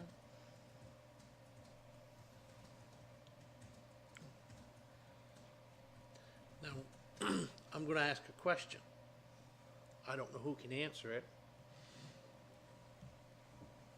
When you go in camera, as you just stated, the public have no input. They cannot be present. Am I right? Yes, that's Right, correct. right. So what is the necessity to let them know that I'm having an in-camera meeting? Because at the end of our agenda, usually it always states in-camera recommendations. And if we made a decision at the in-camera session and it comes forward, if it can come forward that evening, the recommendation is made out in the public, and it states there'll be no names, no nothing. It's just the recommendation that was made in there that we're selling this, and that's it. It doesn't give a lot of information. So why does the public have to know that I'm going into camera? Well, I guess that was my point. I mean, you know, if we have to give notice, what would be the point of giving notice? Because the public obviously can't participate in any respect. Let y'all know I'm going to Halifax next week. I don't understand. I don't understand. I didn't understand at the NSFM spring workshop to have that discussion. I didn't understand. HRM is a region. It's big. They have a lot of issues, a lot of development, a lot of things going on. We're a rural municipality, and across a lot of the rural municipalities, they do what we do, and it's worked out. It's been no issue. To the deputy warden's question, you know, because it hasn't been changed since 2006, what do you want changed? That's my question. What do you want changed in something that has worked? There's been no issues. Why do you have to change something? That's my question. Somebody can answer it someday for me. It's like, maybe. Councillor Durkee, you have the Thank you, floor. Mr. Chair. I think, again, transparency is of prime importance. And through you, Mr. Chair, to Raymond, our solicitor, is it not the situation where the public has to know that the council is meeting? Like, in any respect, that council is not allowed to meet, just go out for dinner? And my understanding is you can't just go out for dinner and talk about municipal politics, like about concerns of the community? Is that, I'm asking for clarification on that one because I don't know. But that was my understanding, was that you just can't go get together and talk about, No, you can't. Right, well, obviously, and council does not do that. I mean, these are no, I'm not all- saying we are, I'm just Right. asking you for clarification. Right. Is that And- not and the the MGA is scenario? there- Yes, If you look at section 22 of the MGA, which governs basically in-camera meetings, it's very vague in relation to what notice has to be given in relation to that. It does indicate on section 4 that our record, which is open to the public, shall be made, noting the fact that council met in private, the type of matter that was discussed as subsection 2, and the date, but no other information. So I read from that if there was a pressing matter that needed to be done by an in-camera meeting, and in the necessary time, which I think is 3 days, which were given to all councilors, and the meeting was scheduled for, Tuesday morning at 9 o'clock, the meeting could be held then. It would just be some form of notice after that there Yeah. was a meeting held, and this is what was discussed, but not giving any further information other than that. If I could, Mr. Warden? Yes. So one document that helps guide this council in its process and in its practices is the Association Municipal Administrators Legislative Requirements related to in-camera meetings of council. And one thing to Councillor Durkee's point around transparency are the requirements around the creation of a public record. So the public record of an in-camera meeting is a very different document than the minutes of an in-camera meeting. So the Municipal Government Act requires the municipality to produce a public record of meetings held in camera, which documents the fact that council met in camera, the type of matter exempted from open deliberations as per section 22, the date of the in-camera meeting, and no other information. So to Councillor Durkee's point on transparency, I think that that's the piece in the MGA where council discloses that there indeed was an in-camera meeting, the nature of the meeting, and the date of the meeting. Councillor Cushion? Thank you, Mr. Warden. This transparency that's being discussed here, as our CAO just stated, and our lawyer stated, and our deputy warden has stated that maybe we should look at it. Why are we continuing to discuss this now if we want to discuss it at a later time? We have people in the audience who like to make their presentation or hear about what they have to say. I think this is a situation that is being blown out of proportion, my personal feeling, and if we need to discuss it at a later date, I think we should make a point of it. But I think our discussion should be over with. Good enough. Councillor Cunningham, then we're done. Well, I agree with Lauren, but I'm going to speak one last time. I guess the injection of the word transparency into the conversation always concerns me because, not that there's anything wrong with the word in and of itself, but the issue with the word is that it connotes something that's being done wrong, and I don't think anything's wrong been done. Our solicitor's spoken to that. I've been here for 10 years, and as far as the in-camera portions, I've been reasonably satisfied. And the one thing that we didn't talk about was and our solicitor did make reference to it. There are reasons for going in camera, some of which are confidential business dealings, personal information, all those types of things. So we in a sense can't be, we can't divulge that information in open council. It's in fact illegal. That's why we go in to closed in-camera sessions. So being transparent about that stuff would be wrong. But we are transparent about all the other pieces and decisions being made are brought into open council and voted on and have been. So for those reasons, I'm satisfied. And I would agree that, we've had the conversation. If there's about that, and if there's additional clarification to be had, we can consult our solicitor on and move forward. And I do agree with bringing the policy forward, cleaning up. Don't think there's anything too wrong with it, but it is, the date stamp on it's a little old, so let's bring it up to date and move on. Thanks. Excuse me. 9.6, Golden Sunrise Road Association request. You have that in your package, councillors. There's 9.6.1 is the legal opinion, 9.6.2 local improvement bylaw, L 068-09, and I believe I'm not sure, do you also in your package have the original letter of May 2nd, 2019 from the Sunrise Road Association? Go ahead, councillor. So first of all, I'll start off by saying I feel for the people of Golden Sunrise Road Association. They've got a request, there's an issue with culvert. We understand that. We'd like to be able to solve the issue, but we've got a legal opinion from our solicitor, and really our ability to help would be governed by that local improvement bylaw L-068-09, and in the legal opinion there's several reasons given in the letter. I won't get into all the technical details, but one of which is it's not our road, right? So and for other reasons it doesn't match up or contravenes our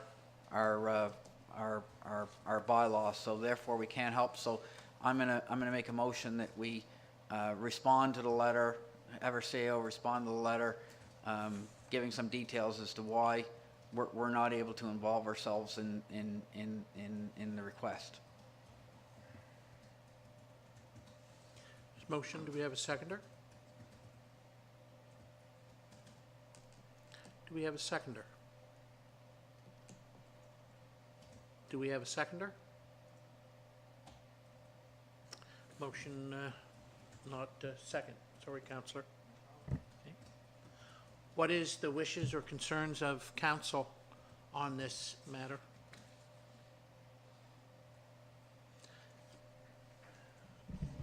Councillor Allen?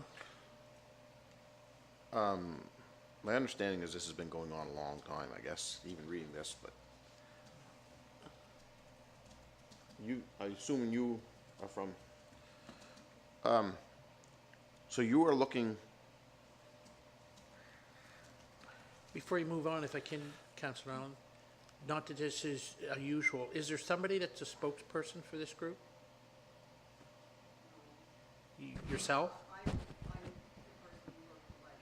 you're the person who wrote, so are you, you're looking No, for assistance? Excuse me again, Councillor. If there's going to be questions asked, if you'd come down to the mic. I am allowed to address her. Oh, yes. Okay.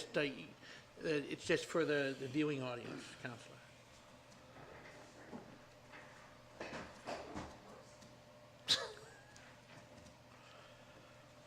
I hope I can, So I guess what I'm trying to get through here is you're essentially looking for a loan. Yes, correct. We're not looking for funding or a grant. if you can, if you can hold on, because I can't turn her mic on No, until you okay, turn yours off. so I'll get a couple questions out Okay. right off. So you're essentially looking for a loan, and I guess, like, we're not necessarily a lending association, so, or lending, I don't know what you wanna call it, but there's no proposal here just that add it to your property taxes, so how would that be determined? Everyone equally that lives on the road? Are you going by the assessments? Like, I'm just kind of looking for a little more information.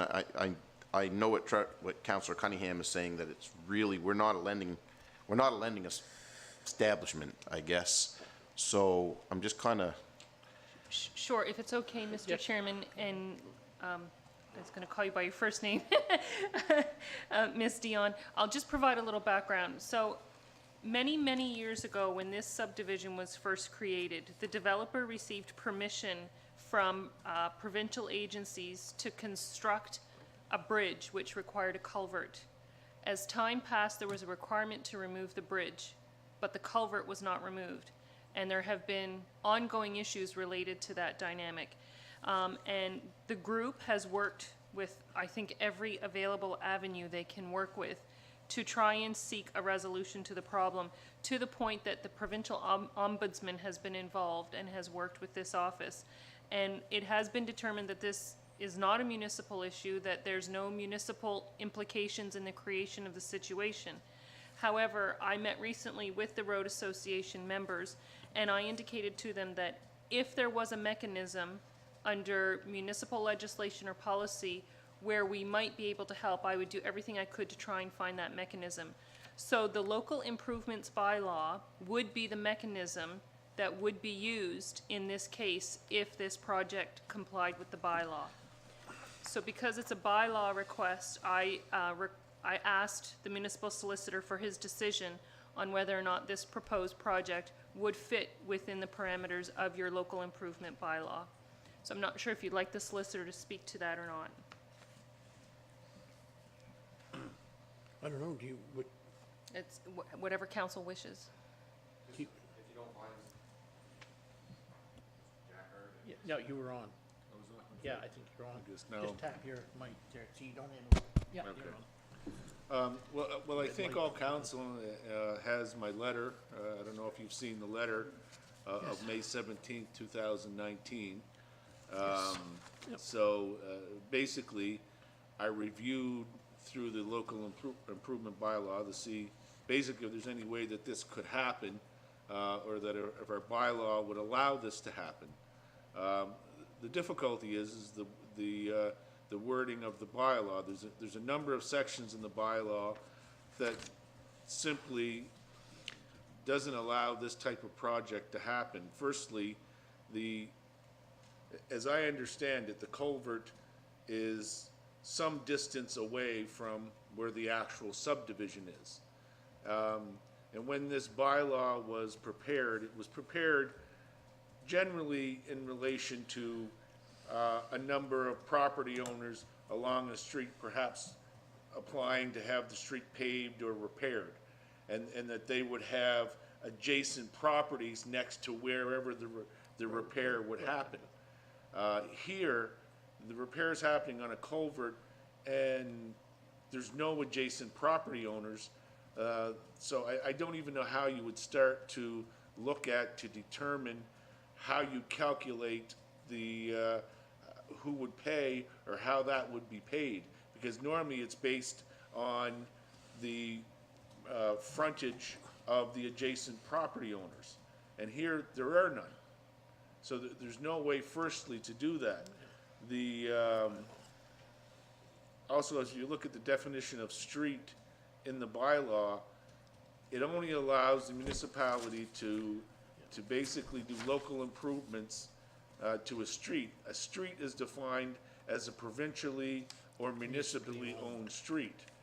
My understanding that where this bylaw is, and even if we go further into the street that's obviously right in the subdivision, neither are municipally or provincially owned. You also have, if you look at section 5V of the bylaw, it indicates that, you know, even if we got by all the other hurdles, it indicates that only streets, which I previously defined, on which 2/3 of the total number of lots have dwellings constructed on them will be considered for local improvements. So really, if you just took and you looked at this particular subdivision, and I don't know, there seems to be a lot of lots in this particular subdivision that's on any particular street. If the local improvement was actually on the street that's in the subdivision, you'd still have to pass this test of showing that on that particular street where the local improvement's going to happen, 2/3 of the lots have dwellings on them. And I don't know if that's the case. Maybe it is the case, but I mean, there seems to be a lot of lots there, so I don't know if 2/3 of all those lots have dwellings on them. So again, there's a lot of roadblocks to this, and I mean, I looked at this because, I mean, obviously I've been somewhat involved in this, and you know, looking for a solution, but I don't think this bylaw is a solution for a number of reasons. Okay, Ms. Dion, you have the floor. Well, I guess we are open to any type of accommodation or agreement that we could come with. Really, we are just looking for a loan of any type in order to enable us to fix the culvert. It's becoming a real safety issue. At the time, they did put in a temporary structure, and it was deemed it could only be there for a certain amount of time. So they took the structure out, so really all we have now is a crushed culvert and gravel on the top. So there's environmental concerns there from Department of Environment. DFO's involved because it's obstructing a waterway. Yeah. So we're really in a unique situation, I realize. Councillor Cushion? Can you shut off your mic? And okay, I gotta go. Shut off your mic, please. I don't know what's happened to the system because it never used to be. Councillor Cushion, and it'll be Councillor Trevor Cunningham. It seems like it's improving because we don't get that scratchy noise anymore. Yeah. This concern was brought to my attention when I first became a councillor, and Deputy Warden took me out there to see what it is. And I find it so hard to believe that the Department of Fisheries and Department of Environment and the lack of migration of fish and eels will not to be allowed to move back and forth, and the flooding of private property. This hasn't been solved. I just find it so hard to believe. But I think, are we not reviewing private road policy? Are we not in the process of doing something like this? The subdivision bylaw is under Subdivision. review. Yes. That would call for how subdivisions are treated moving forward, and it would speak to any type of grandfathering. I don't know that it would necessarily provide a solution for this instance. However, based on the experience of the association members, it would be important that you have a voice in that process, and there will be a public session in this building, I think the second week of June. It may even be June 12th. It will be advertised, and the planner will be here and wants to hear about the challenges and the problems that people who live on private roads are facing. And this legacy issue is a reason why the subdivision bylaw is under review. And one of the main issues within the subdivision bylaw is how we're going to treat the construction of roads and the standards that have to be met around that. Because this is not the only legacy issue on private roads. With this situation that you're mentioning now, we're looking forward, but I want to be able to help these people out somehow. They're willing to pay back a loan or pay back. They just want the, I won't say the word, the darn thing fixed. Okay, and to me, it's an easy fix. You know, but I don't know why it's been dragging on so long, and I really support you guys on your effort to try to make it happen, and I hope we can do something down the road somehow. It just blows my mind that we're letting this go like it is. So it hasn't been the municipality that has let this go. There's no role for the municipality in the creation of this dynamic. That's been determined by the Ombudsman of the Province of Nova Scotia. Go ahead, you want to answer? Yes. Go ahead. I can't turn you on, but go ahead. Okay, I do agree that it's not a municipality problem, but municipality, you know, I mean, quite bluntly, municipality doesn't mind sending them a tax bill and collecting tax money from them. And they're willing here to help pay back. I know it's not a municipality problem, it's a developer problem. We already know what happened to that developer. Gone. We've seen this happen before. But these people need some type of help. And there may be something, Councillor. Councillor Trevor Cunningham, go ahead. Yeah, I apologize. I know Leah pretty well, so I saw in the agenda it said request. I didn't understand there was, somebody did mention, I think, presentation, but I didn't understand there was going to be a presentation, so I apologize for jumping to the motion so quickly, because obviously with the legal opinion, there's no way we can help you under the, under our local improvement bylaw. But I will agree with Lauren Cushing, Councillor Cushing, that we'd like to see some kind of a solution. So there is, if there is a way we can help residents, I feel for you even more because I live on a private road and there's issues with that.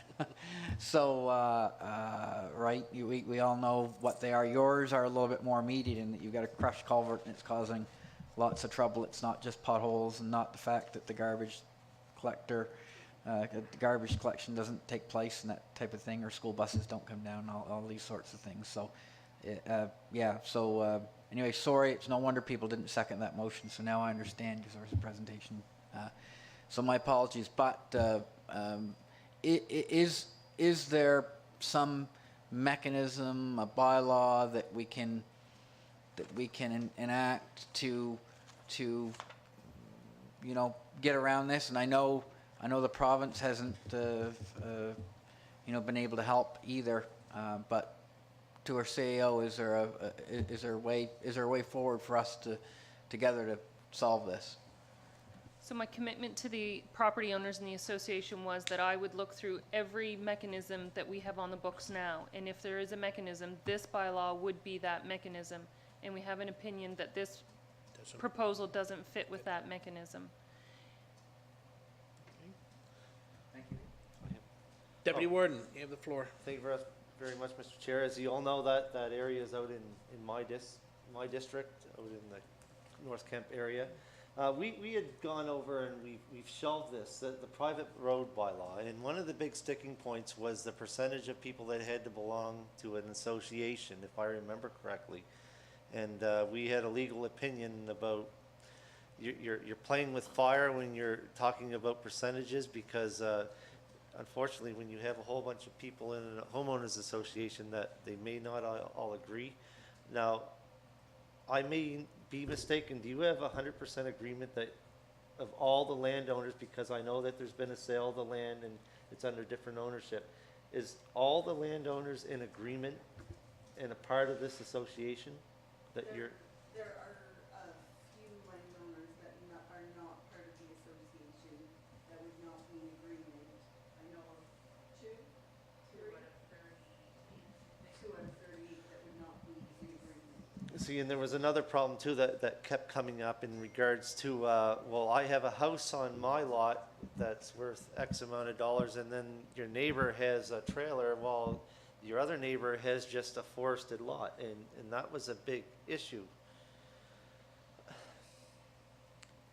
I would like to help and do something right now, but if legal opinions keep coming back and telling us no, but I do know that other municipalities have private road bylaws in regards to where they have a capital project and the municipality collects taxes on the land and stuff. I do know that that's done across the different municipal districts.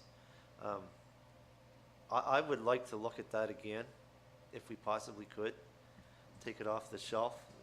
We only shelved that no more than a year ago, because we've tried in vain several times. And that may be our only avenue that I can think of to move forward with this project and giving some help, because as I stated, they're willing to pay the money back.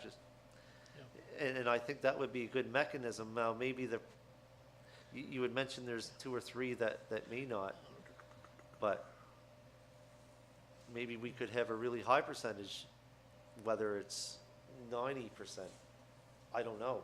But we've looked at other municipalities. Darlene did a lot of legwork in that regard, and maybe we should look back at it again, because let's face it, since 2010, that has been going on way too long.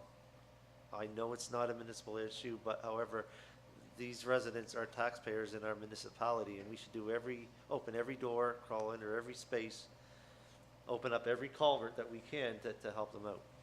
The CAO, you had Thank you, answer Mr. that, Chairman. and then we'll go on So to- I just have a question for the association, just for clarity, so council understands. So the bylaw that had been debated by council was around a road association collecting dues from the property owners the money would be remitted to the municipality, and then it would be used to pay for road improvements. That was the high-level philosophy.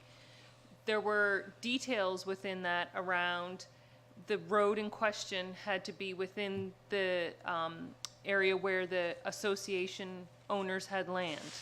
So if this is the road, the money that would be collected would be for improvements on this road, and the association members would have to be from this point to this point. In your situation, for your road association, the culvert is not in between these 2 points, is it? No, it's, Oh. prior to that point, but we have no way to access our subdivision without going through there. That's the only right of way, that's the only road in or out. So, should that road be inaccessible, which it was at that time, our two full-time residents were not able to get out. Yep. Which I is remember really that. scary in an emergency situation. Or you just get in? Or fire, or, and there's been mention that perhaps fire services or other type of emergency vehicles will choose not to go down our road because it may be unsafe. So there is a mechanism that is available to this council, and it is to lobby and advocate to the provincial government on behalf of the property owners and apply pressure for them to be part of the solution in the situation they created through their licensing and permits. We, to my knowledge, have not done that. Councillor Durkee. Thank you very much. Out of curiosity, do you have a budget for this project? Do you know how much it's gonna cost? At the time, it was, Probably 10 years ago, or 8 years ago, it was $80,000 for the project. 80? 80. 80,000, Thank you. Higher than that now. I'm sure. right. and I will speak to some property owners said, basically, whatever my portion is, I will pay it. I don't require the loan, but there are some property owners that would like to pay it over a specific amount of time. Okay. So we probably wouldn't need to borrow the entire amount, but it would be a portion of that. Okay. Okay. I guess if nobody else, I'm sorry. Councillor Allen. Who's got their mic on? Oh, okay, I guess- you're on now. I guess I'm gonna ask the bad question here. Have you went to any of the lending establishments like banks? As an association, can you not approach, like, if you're only looking for a loan, are we the only ones?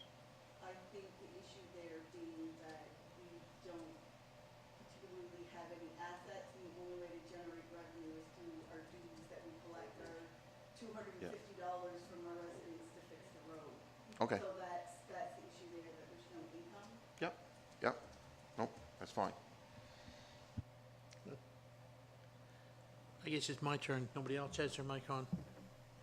Back in 2010, when this happened, there was only a culvert there and gravel over the top of it. The road washed out. There was a temporary bridge put in there by the MLA at the time. Pardon me? I believe your MLA had the bridge put in under the request. I can answer those questions. Okay. Yeah. And I just want to finish. My understanding, no, come down.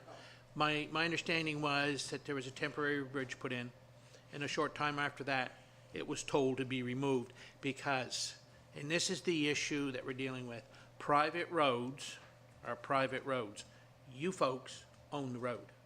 The province is not going to help you, nor will the municipality help you on a private road, because once we walk on that road, every private road is going to come knocking, hey, you help them, and so on.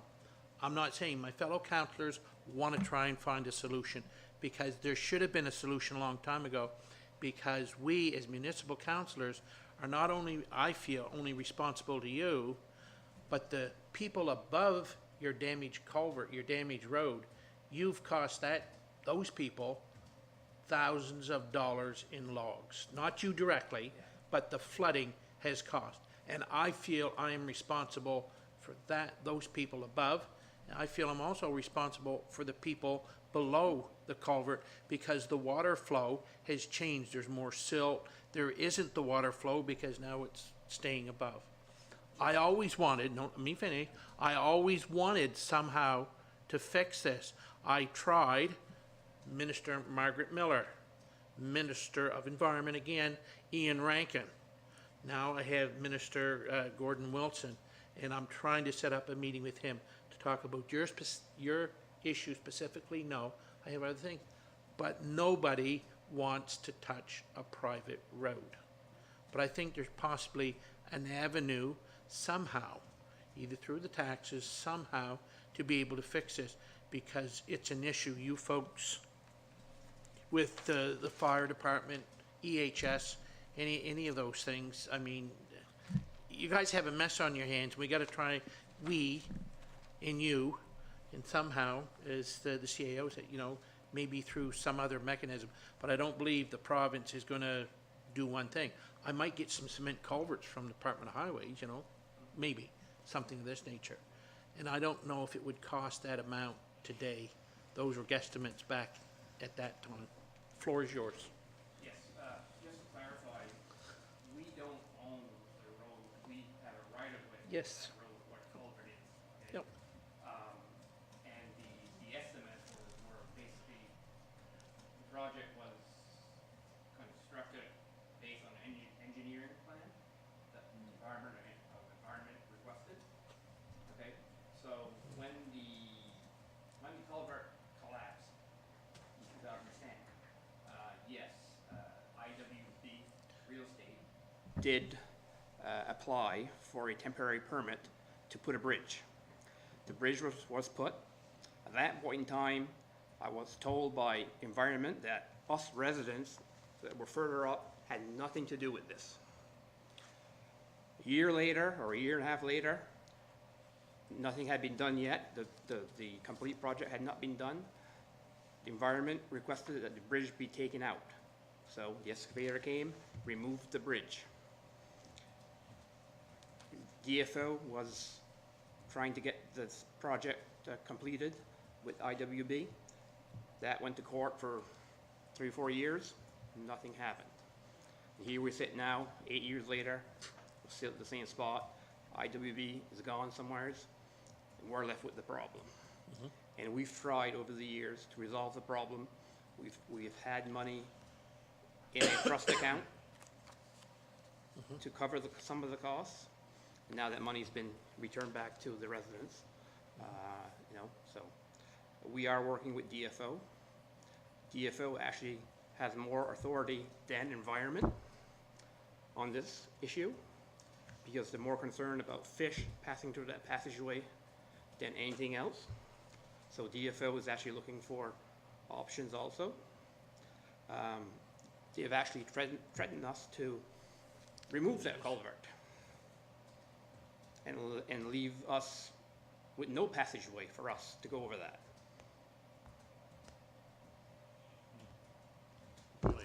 So, Well, maybe that's the right way to go. Did you go to CBC or CTV? That might be the way to go. I know it's been an ongoing issue, Yeah. and I wish we could come to some conclusion. I don't know what, Yeah. I don't know what my fellow councilors would like to do, whether they'd like to have our CAO meet with you folks again and try to come to some understanding or some other way. I know you'd like to get it fixed. It's been Yes. there since 2010. and I think DFO taking a lead on it, they're willing to help us, okay? They want to see that project done, okay? And they're trying to get them involved, the province involved, and the municipality involved, and all work together to get that project completed in some way. Okay. That's their goal, okay? So who is if I may, who would be the lead person from DFO? The lead person from DFO is, If you don't know the name this evening, if you could pass that off yes, I will find that out and forward pass that on, yes, to the CAO yes. and so on. As I said, I believe that the councilors would like to do something, but we have to be you have to understand. Yeah.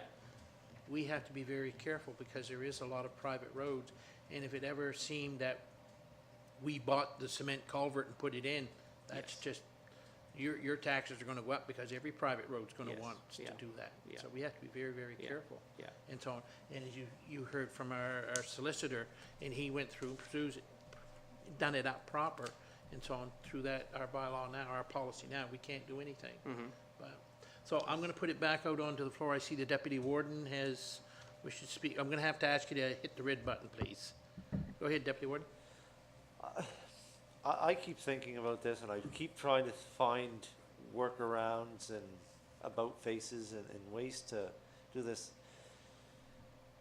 Is it possible, I wonder, and this would be a question through you, Mr. Chair, to the CAO, to ask our interim planner, Morris Lloyd, about, is it possible to make another zone?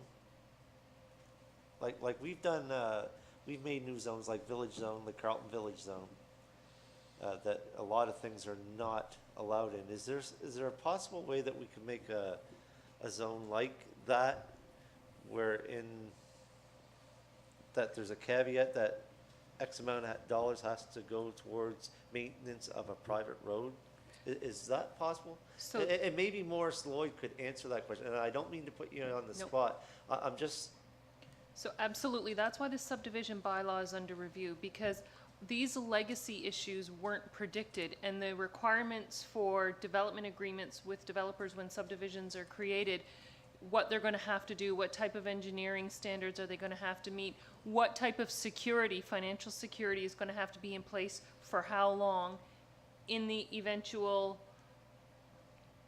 fallout of something like this happening. So that's why we're reviewing the subdivision bylaw, Yeah, is exactly. for all those reasons. So you're exactly right. It's under the planning roof where we would look at situations and try to predict and plan for and mitigate these sorts of situations. I just have a question, just as we're thinking, like, trying to think outside the box. I'm just reading on the Atlantic Fisheries Fund, and there's a component in the Atlantic Fisheries Fund around infrastructure. And under that, it says, this will encourage the use of new technologies or processes to improve sustainability. When you've spoken with the MP, have you talked about an application to that fund? I haven't spoken to the MP recently. I've been more in contact with the person with DFO. But he did indicate there were 2 new funds out there that he just got aware of, that he was trying to access to see if there was anywhere that we could fit in those categories. So it might be something that you're talking about there, so. Is that recent? Yes, just last week I was talking to him. So that's pretty good funding at $70-30, $0.70 Yes, yeah, and nonprofits qualified. yeah. Yeah, because if it was being engineered and designed by Department of Fisheries or Oceans and Yes. so on, it would be, you know, the cement pillars, the whole 9 yards, you know. I will give him his name, and you can contact him and ask questions about that project, and, Sure. yeah. Yep. Sure. So, was there any further questions of council at this time? And so on?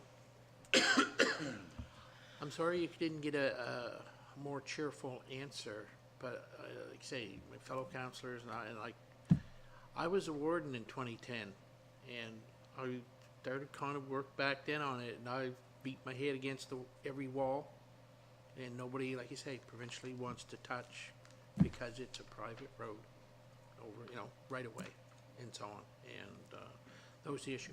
But maybe if we can start and work together, I really appreciated the phone call that I had and so on, and to start maybe working, communicating, and maybe there is something. Is it gonna happen in 2019? You might as well buckle down and say, no, it's not. No, it's not. Let's shoot for 2020, and maybe something can happen and go forward, so. Hopefully, we don't have any rains like we had in 2010. So, again, thank you very much for your time. I appreciate you coming in, and so try and go forward from there.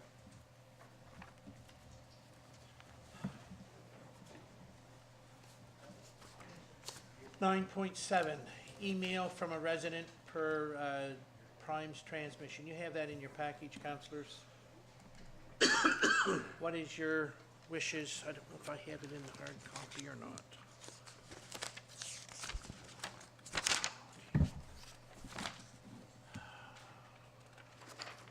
Oh, yes, I have it in hard copy also.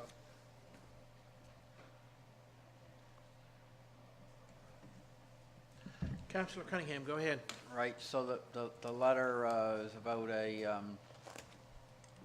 business that's recently appeared in a new building that's been built in the Dayton area, and as far as I know, complies with all of our bylaws and all the provincial statutes and that type of thing. The resident has written the municipality and has, you know, raised environmental concerns and those types of things in the letter, and in any event, there are a series of questions in the letter, and what I'd ask our CAO to do is simply return, write the resident.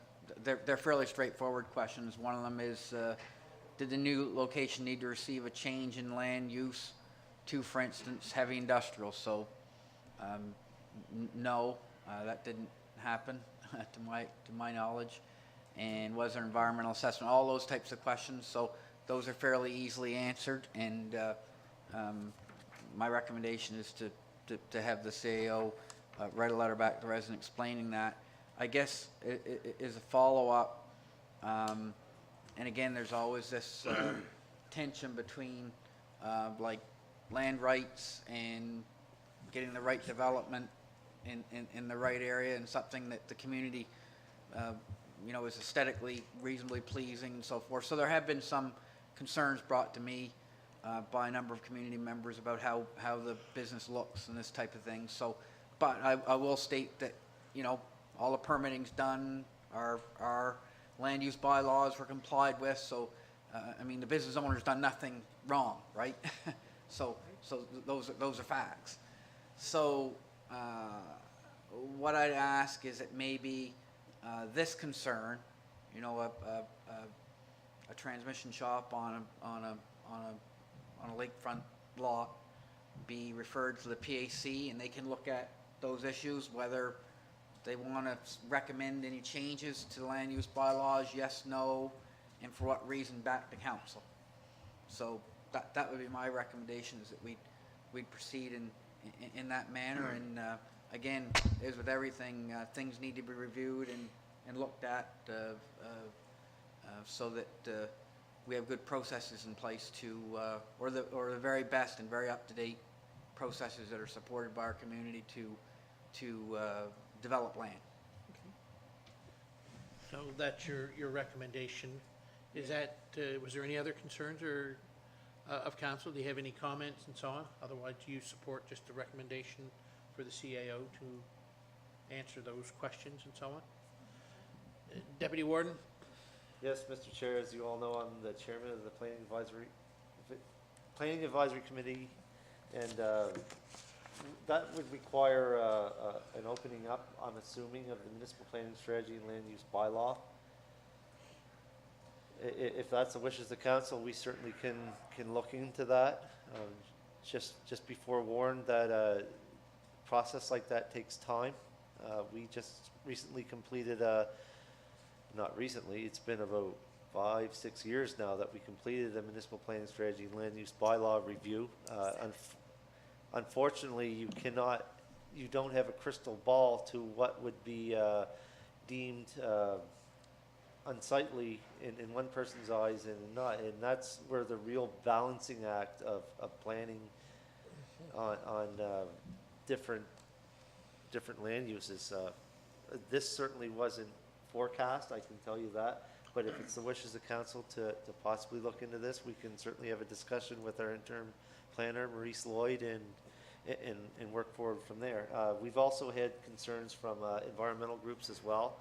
In that regard, well, if that's the wishes of council, we'll look into it. Thank you. Councillor Yeah, Cunningham? and just to be clear, I'm not saying that we should open up, we should make any changes. I'm just saying that PAC should be aware of this, and that my recommendation is that council would have PAC look at this and other like issues, given that this has occurred. Be it, I'm not putting any value judgment on it. I'm just saying residents are expressing concern, and therefore I think it's our due diligence as a council to move that down to, or move that over to the Planning Advisory Committee to look at, weigh and balance all those factors, and then come back to us with a suggestion is a move forward. And that may be looking at the land use bylaw again. I'm not certain. Maybe it's not. But I think that procedure, that's the proper thing to do in this case. Think, Deputy Warden? Thank you very much. One thing that has worked well in this recent municipal planning strategy and land use bylaw review is we've had development agreements. Maybe that's something that we should look into possibly. I'm just throwing an idea out there because a development agreement is where the developer and the municipality agree to what is going to be going on and how high your fence possibly could be or something like that.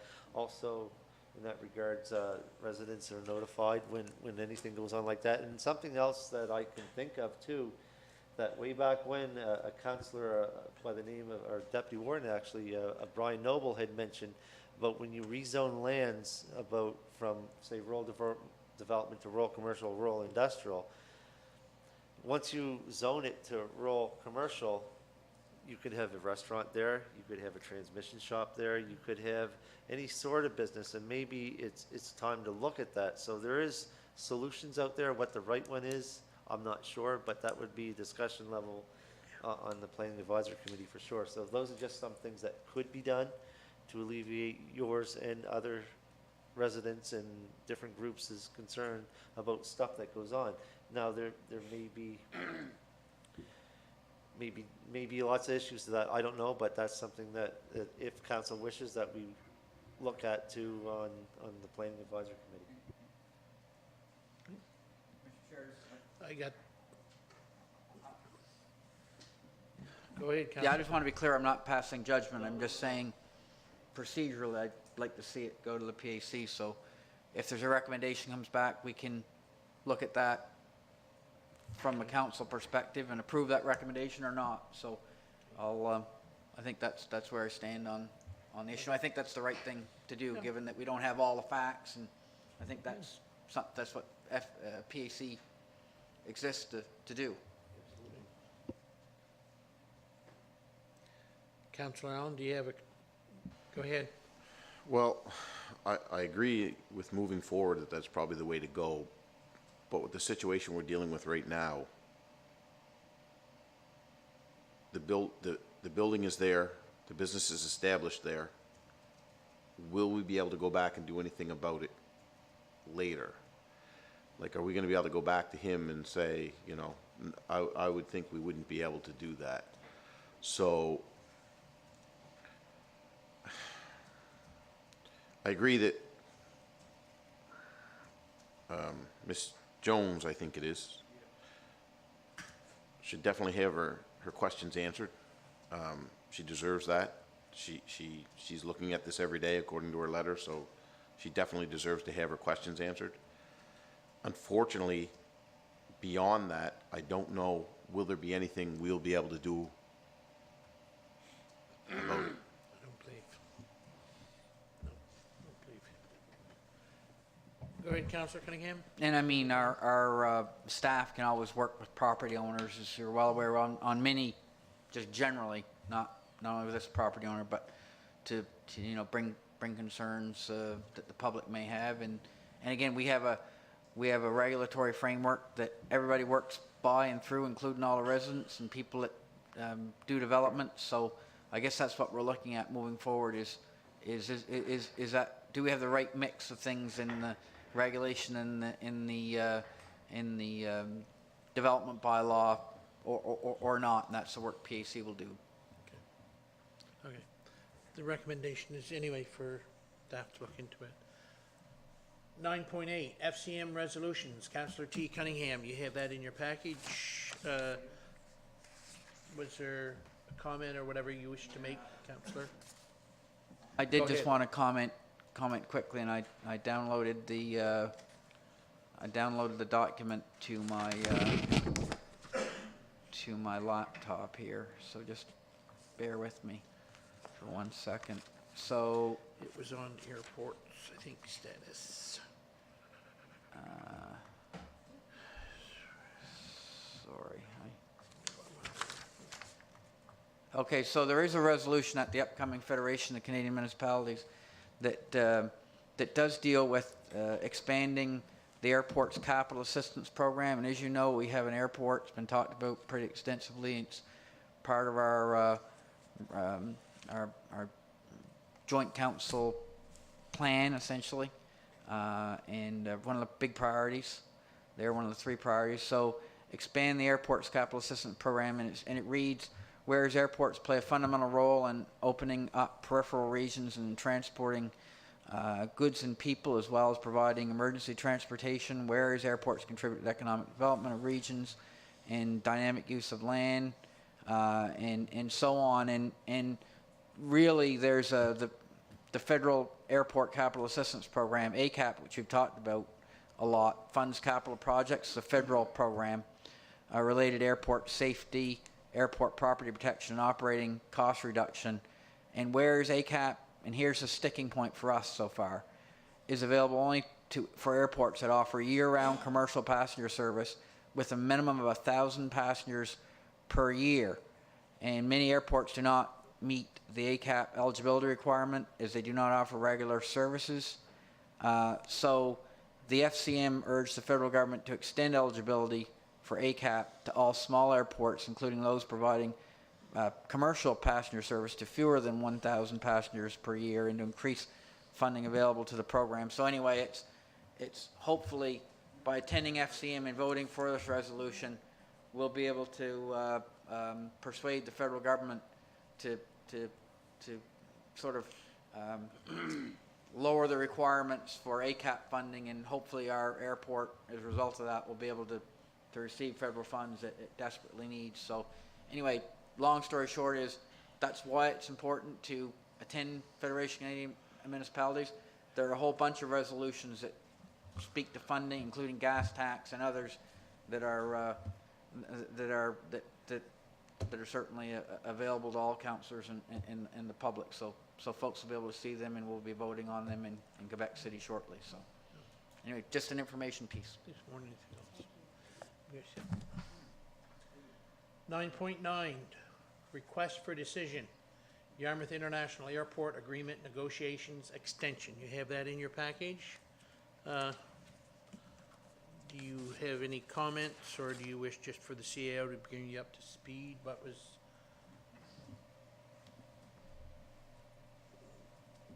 Go ahead, Councillor. I haven't got it up because I signed out, but but I will. I think I recall. So I'll make a motion that we extend the agreement for an additional 2 months. I think that's correct with the airport corporation. It's been moved by Councillor Trevor Cunningham, seconded by Councillor Cushion.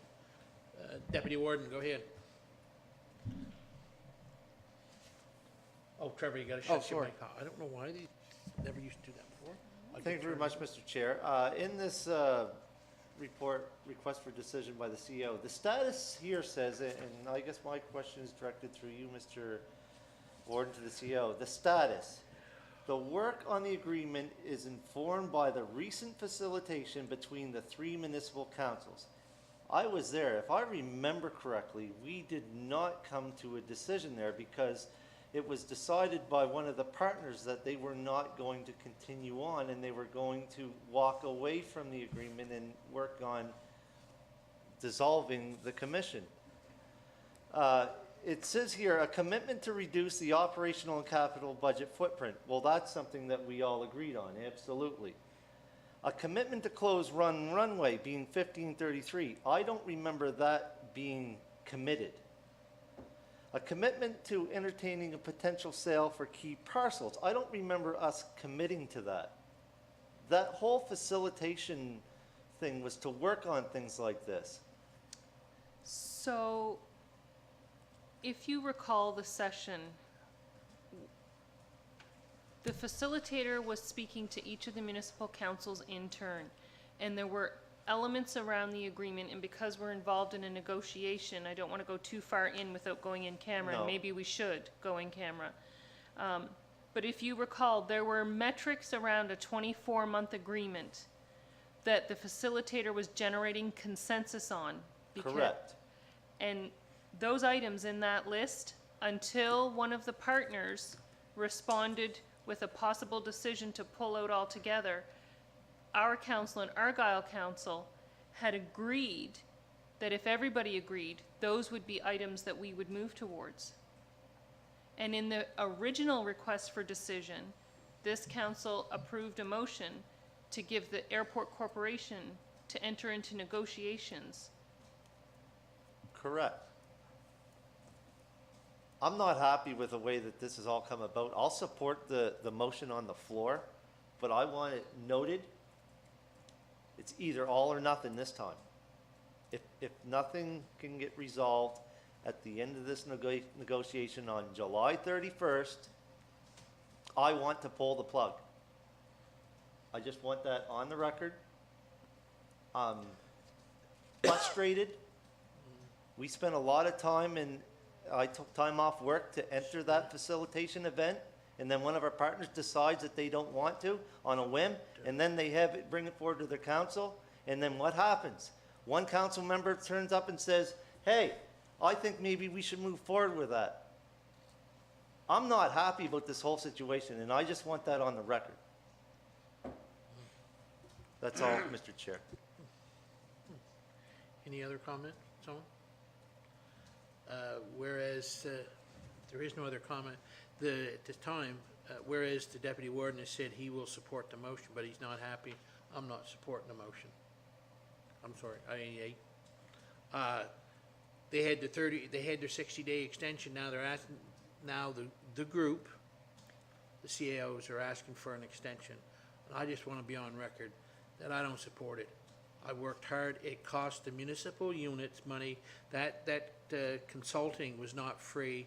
We each, one of the 3 municipal units, put money into that, for that municipal unit to do that night, or that day. And then they have a council meeting a few nights or weeks later, and they, well, no, maybe we'll stay in for another 60 days, or wait 60 days, and so on. I don't want to be played no more. I'm tired of being played. Can I speak to that, Mr. Chairman? Not yet, because I am totally frustrated with trying to take a step forward and always end up by, as a gentleman said the other day to me, you're taking 2 steps back every time you take a step forward. Well, that's the way I feel on the airport. I've put my soul into that airport. I always felt it had value. But right now, for I'm concerned, lock, slam the doors, sell it off.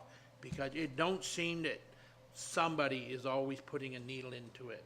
And I'm just getting tired of it. So, as I said, I'm not supporting the extension. You have the floor. So, Mr. Chairman, just to be clear, though, the request for the extension is all around the administrators and their calendar and being able to get to the work and get to a point on a document where we're ready to recommend to the councils.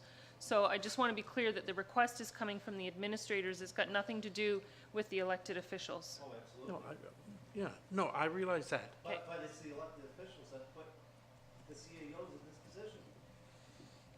Myself included. Anyway, there's a motion on the floor. You ready for the question? Question being called. All in favor signify by saying aye. Aye. Contrary minded, nay. Motion carried. 9.10, recommendation from Planning Advisory Committee. That's in your pack. I don't think I have that. Yes, I do. I'm sorry. Deputy Warden, you have the floor. Thank you very much, Mr. Chair. There's 4 recommendations that come from last night's Planning Advisory Committee meeting, and as soon as they come up, I'll put the motions on the floor for council to accept.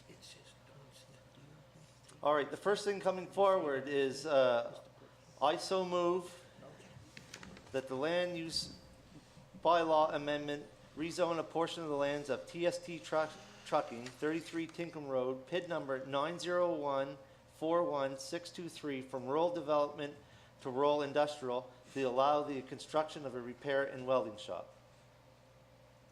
It's been moved. Do we have a seconder for the motion? And seconded, moved by Deputy Warden Cunningham, seconded by Councillor Cushion. Was there any further discussion on the motion?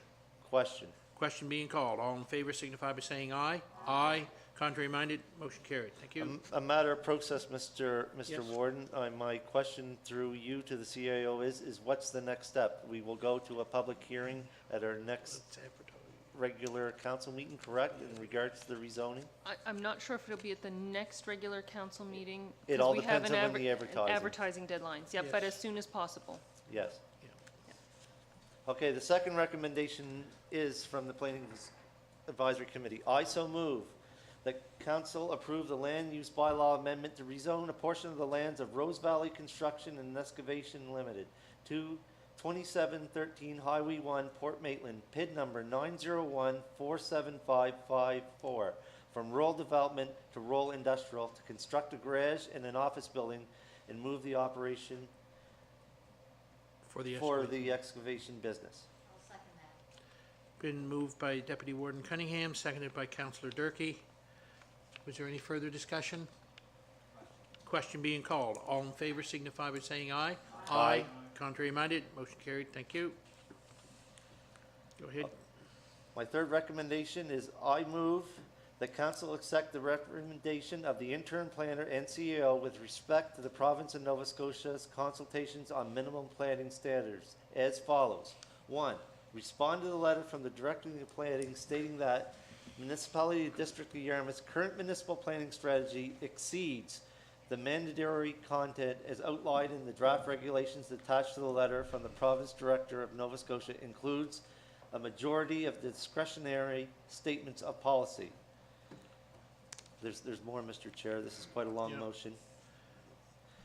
The Municipality District of Yarmouth supports the concept of the engagement process with a budding municipality, but feels that it should be confined to issues that have the intermunicipal implications or are of a provincial interest. The majority of issues and opportunities that fall within the guidance provided by the municipal planning strategy are of local import, but are crucial to encouraging development and the expansion of the local economy. It is important to have a planning and development process that is enabling while still supporting the community's vision of the future. This requires clearly the stated policies with the recognition and adjustments must be made from time to time as circumstances change. The process for making these adjustments should as be streamlined as possible. And also, that is my motion, Mr. Chair. Oh, and there's a second part, There is a Mr. second part to that? Number 2, right below number Here, 2. yeah. Oh, sorry. And number 2, to recommend to council that staff be directed to undertake a review of the current municipal engagement process. The review should consider alternate means of communications with the objective of being transparent and open while gaining the benefit of stakeholder input as policies and programs are in the early stages of evolution. That's my motion, Mr. Chair. Do we have a seconder for the motion? Moved by Deputy Warden Cunningham, seconded by Councillor Trevor Cunningham. Was there any further comment? Question on the motion. Question on it being called. All in favor signify by... Go ahead, Council. John, you gotta shut your mic on. Go ahead. For John to repeat that.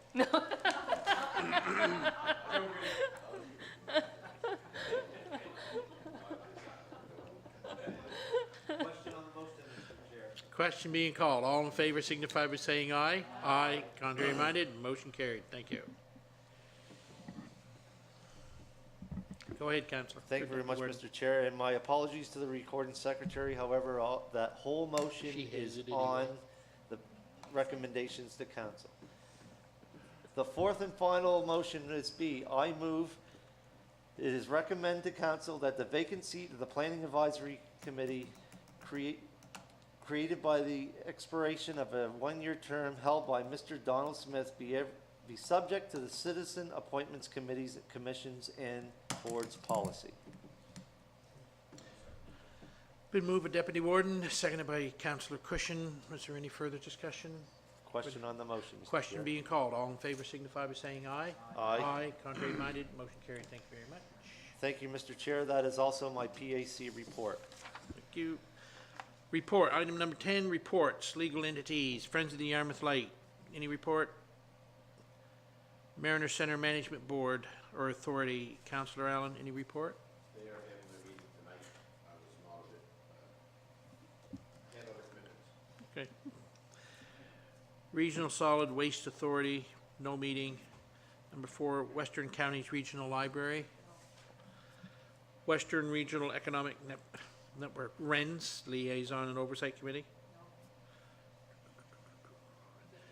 Yarmouth Area Industrial Commission, our meeting was, no, it's not until next Postponed, month. yeah. Number 7, Yarmouth and Acadia Shores, no. Yarmouth County Solid Waste Park is June 5th. Next meeting, Yarmouth International Airport Corporation, no meeting. Number 2, advisories, the Audit Committee, there was no meeting. The CAO Committee, no meeting. Doctor Recruitment Committee, There is a meeting, we're meeting every 2 weeks, and all is going well and we're moving forward. okay. Thank you. Number 4, EMO Executive Committee, there has been no meeting. I am a little concerned, I know we're looking at a REMO and so on, but then there's nothing really to finalize for us to have a meeting, is there? I mean, there's been. We're so close, Mr. Yep, Chairman. yep, that's fine, that's fine. Heritage Advisory Committee, Joint Green Energy, I call it the room levy, but Marketing Promotions Levy Advisory. Friday. Planning Advisory, we already had that one. Yarmouth County Joint Police Advisory, there's been no meeting. Yarmouth Recreation, No, at the end of the reports. okay.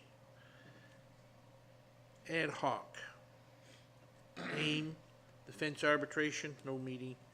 The Municipal Alcohol Project, no meeting. And all I have on mine is for adjournment. But there's something else. Deputy Warden, Pardon me? the Deputy Warden's light is on. Oh. Deputy Warden, go ahead. Thank you You very much, Mr. Chair. I do want to express my not sympathies, but it's Condolences. getting a little late. Condolences? No, not condolences. No, not Congratulations. congratulations. I was supposed to tell the warden and the CAO when the next mutual aid meeting was for the fire departments. We had a meeting last Thursday, and I must apologize that I didn't know until that meeting I was notified that afternoon of it. However, the next meeting for the Mutual Aid Firefighters Society is this September, the third Thursday, this September, the third Tuesday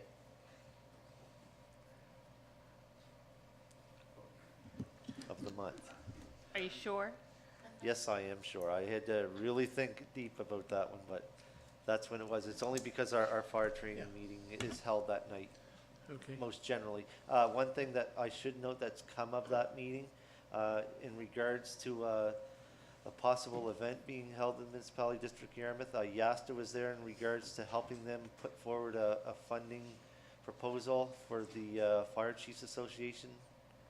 Yes. But YASTA had a representative there, and YASTA is helping them with To work on that yes, application. absolutely. That's great. That's something that I wanted to mention. Okay, That's not on our regular reports, but okay. Councillor Cunningham, go Yeah, ahead. just very, very quickly, I have in my calendar Mariner Center planning for tomorrow night. Is that accurate for 5:30? No. June 5th, Mr. Warden, June Council. 5th. That one you should have received, I think you received an email somewhere saying that it was canceled, that one. That It was one's June canceled? 5th. That one is canceled for the For 23rd. June 5th is canceled, or No, it is no. going to be? Tomorrow. Tomorrow, the Oh, it's 23rd is moved, canceled. it's moved to June 5th, okay. Yes, Yep. at Yeah. 5:30 to 8:30 at Mariners Center. To if I 9, remember. that's Yeah. right, in the Okay. community room at the Yeah. Mariners Center. Thank you so much. Yep. Yeah, that makes Okay. sense. You, and Councillor, you gotta shut your mic off there. Oh, Trevor. sorry, yeah. Sorry about that, mentioning about the AIM Network Asset Management cohort there. We have been doing some, what do you call it, webinars, and I will say our staff has certainly had a plate full of information to digest from some of the meetings that have been going on and whatnot. And I gotta confess that it is quite mind-boggling. But the one we had the other day was really getting down to the nuts and bolts that I really could understand what's going on.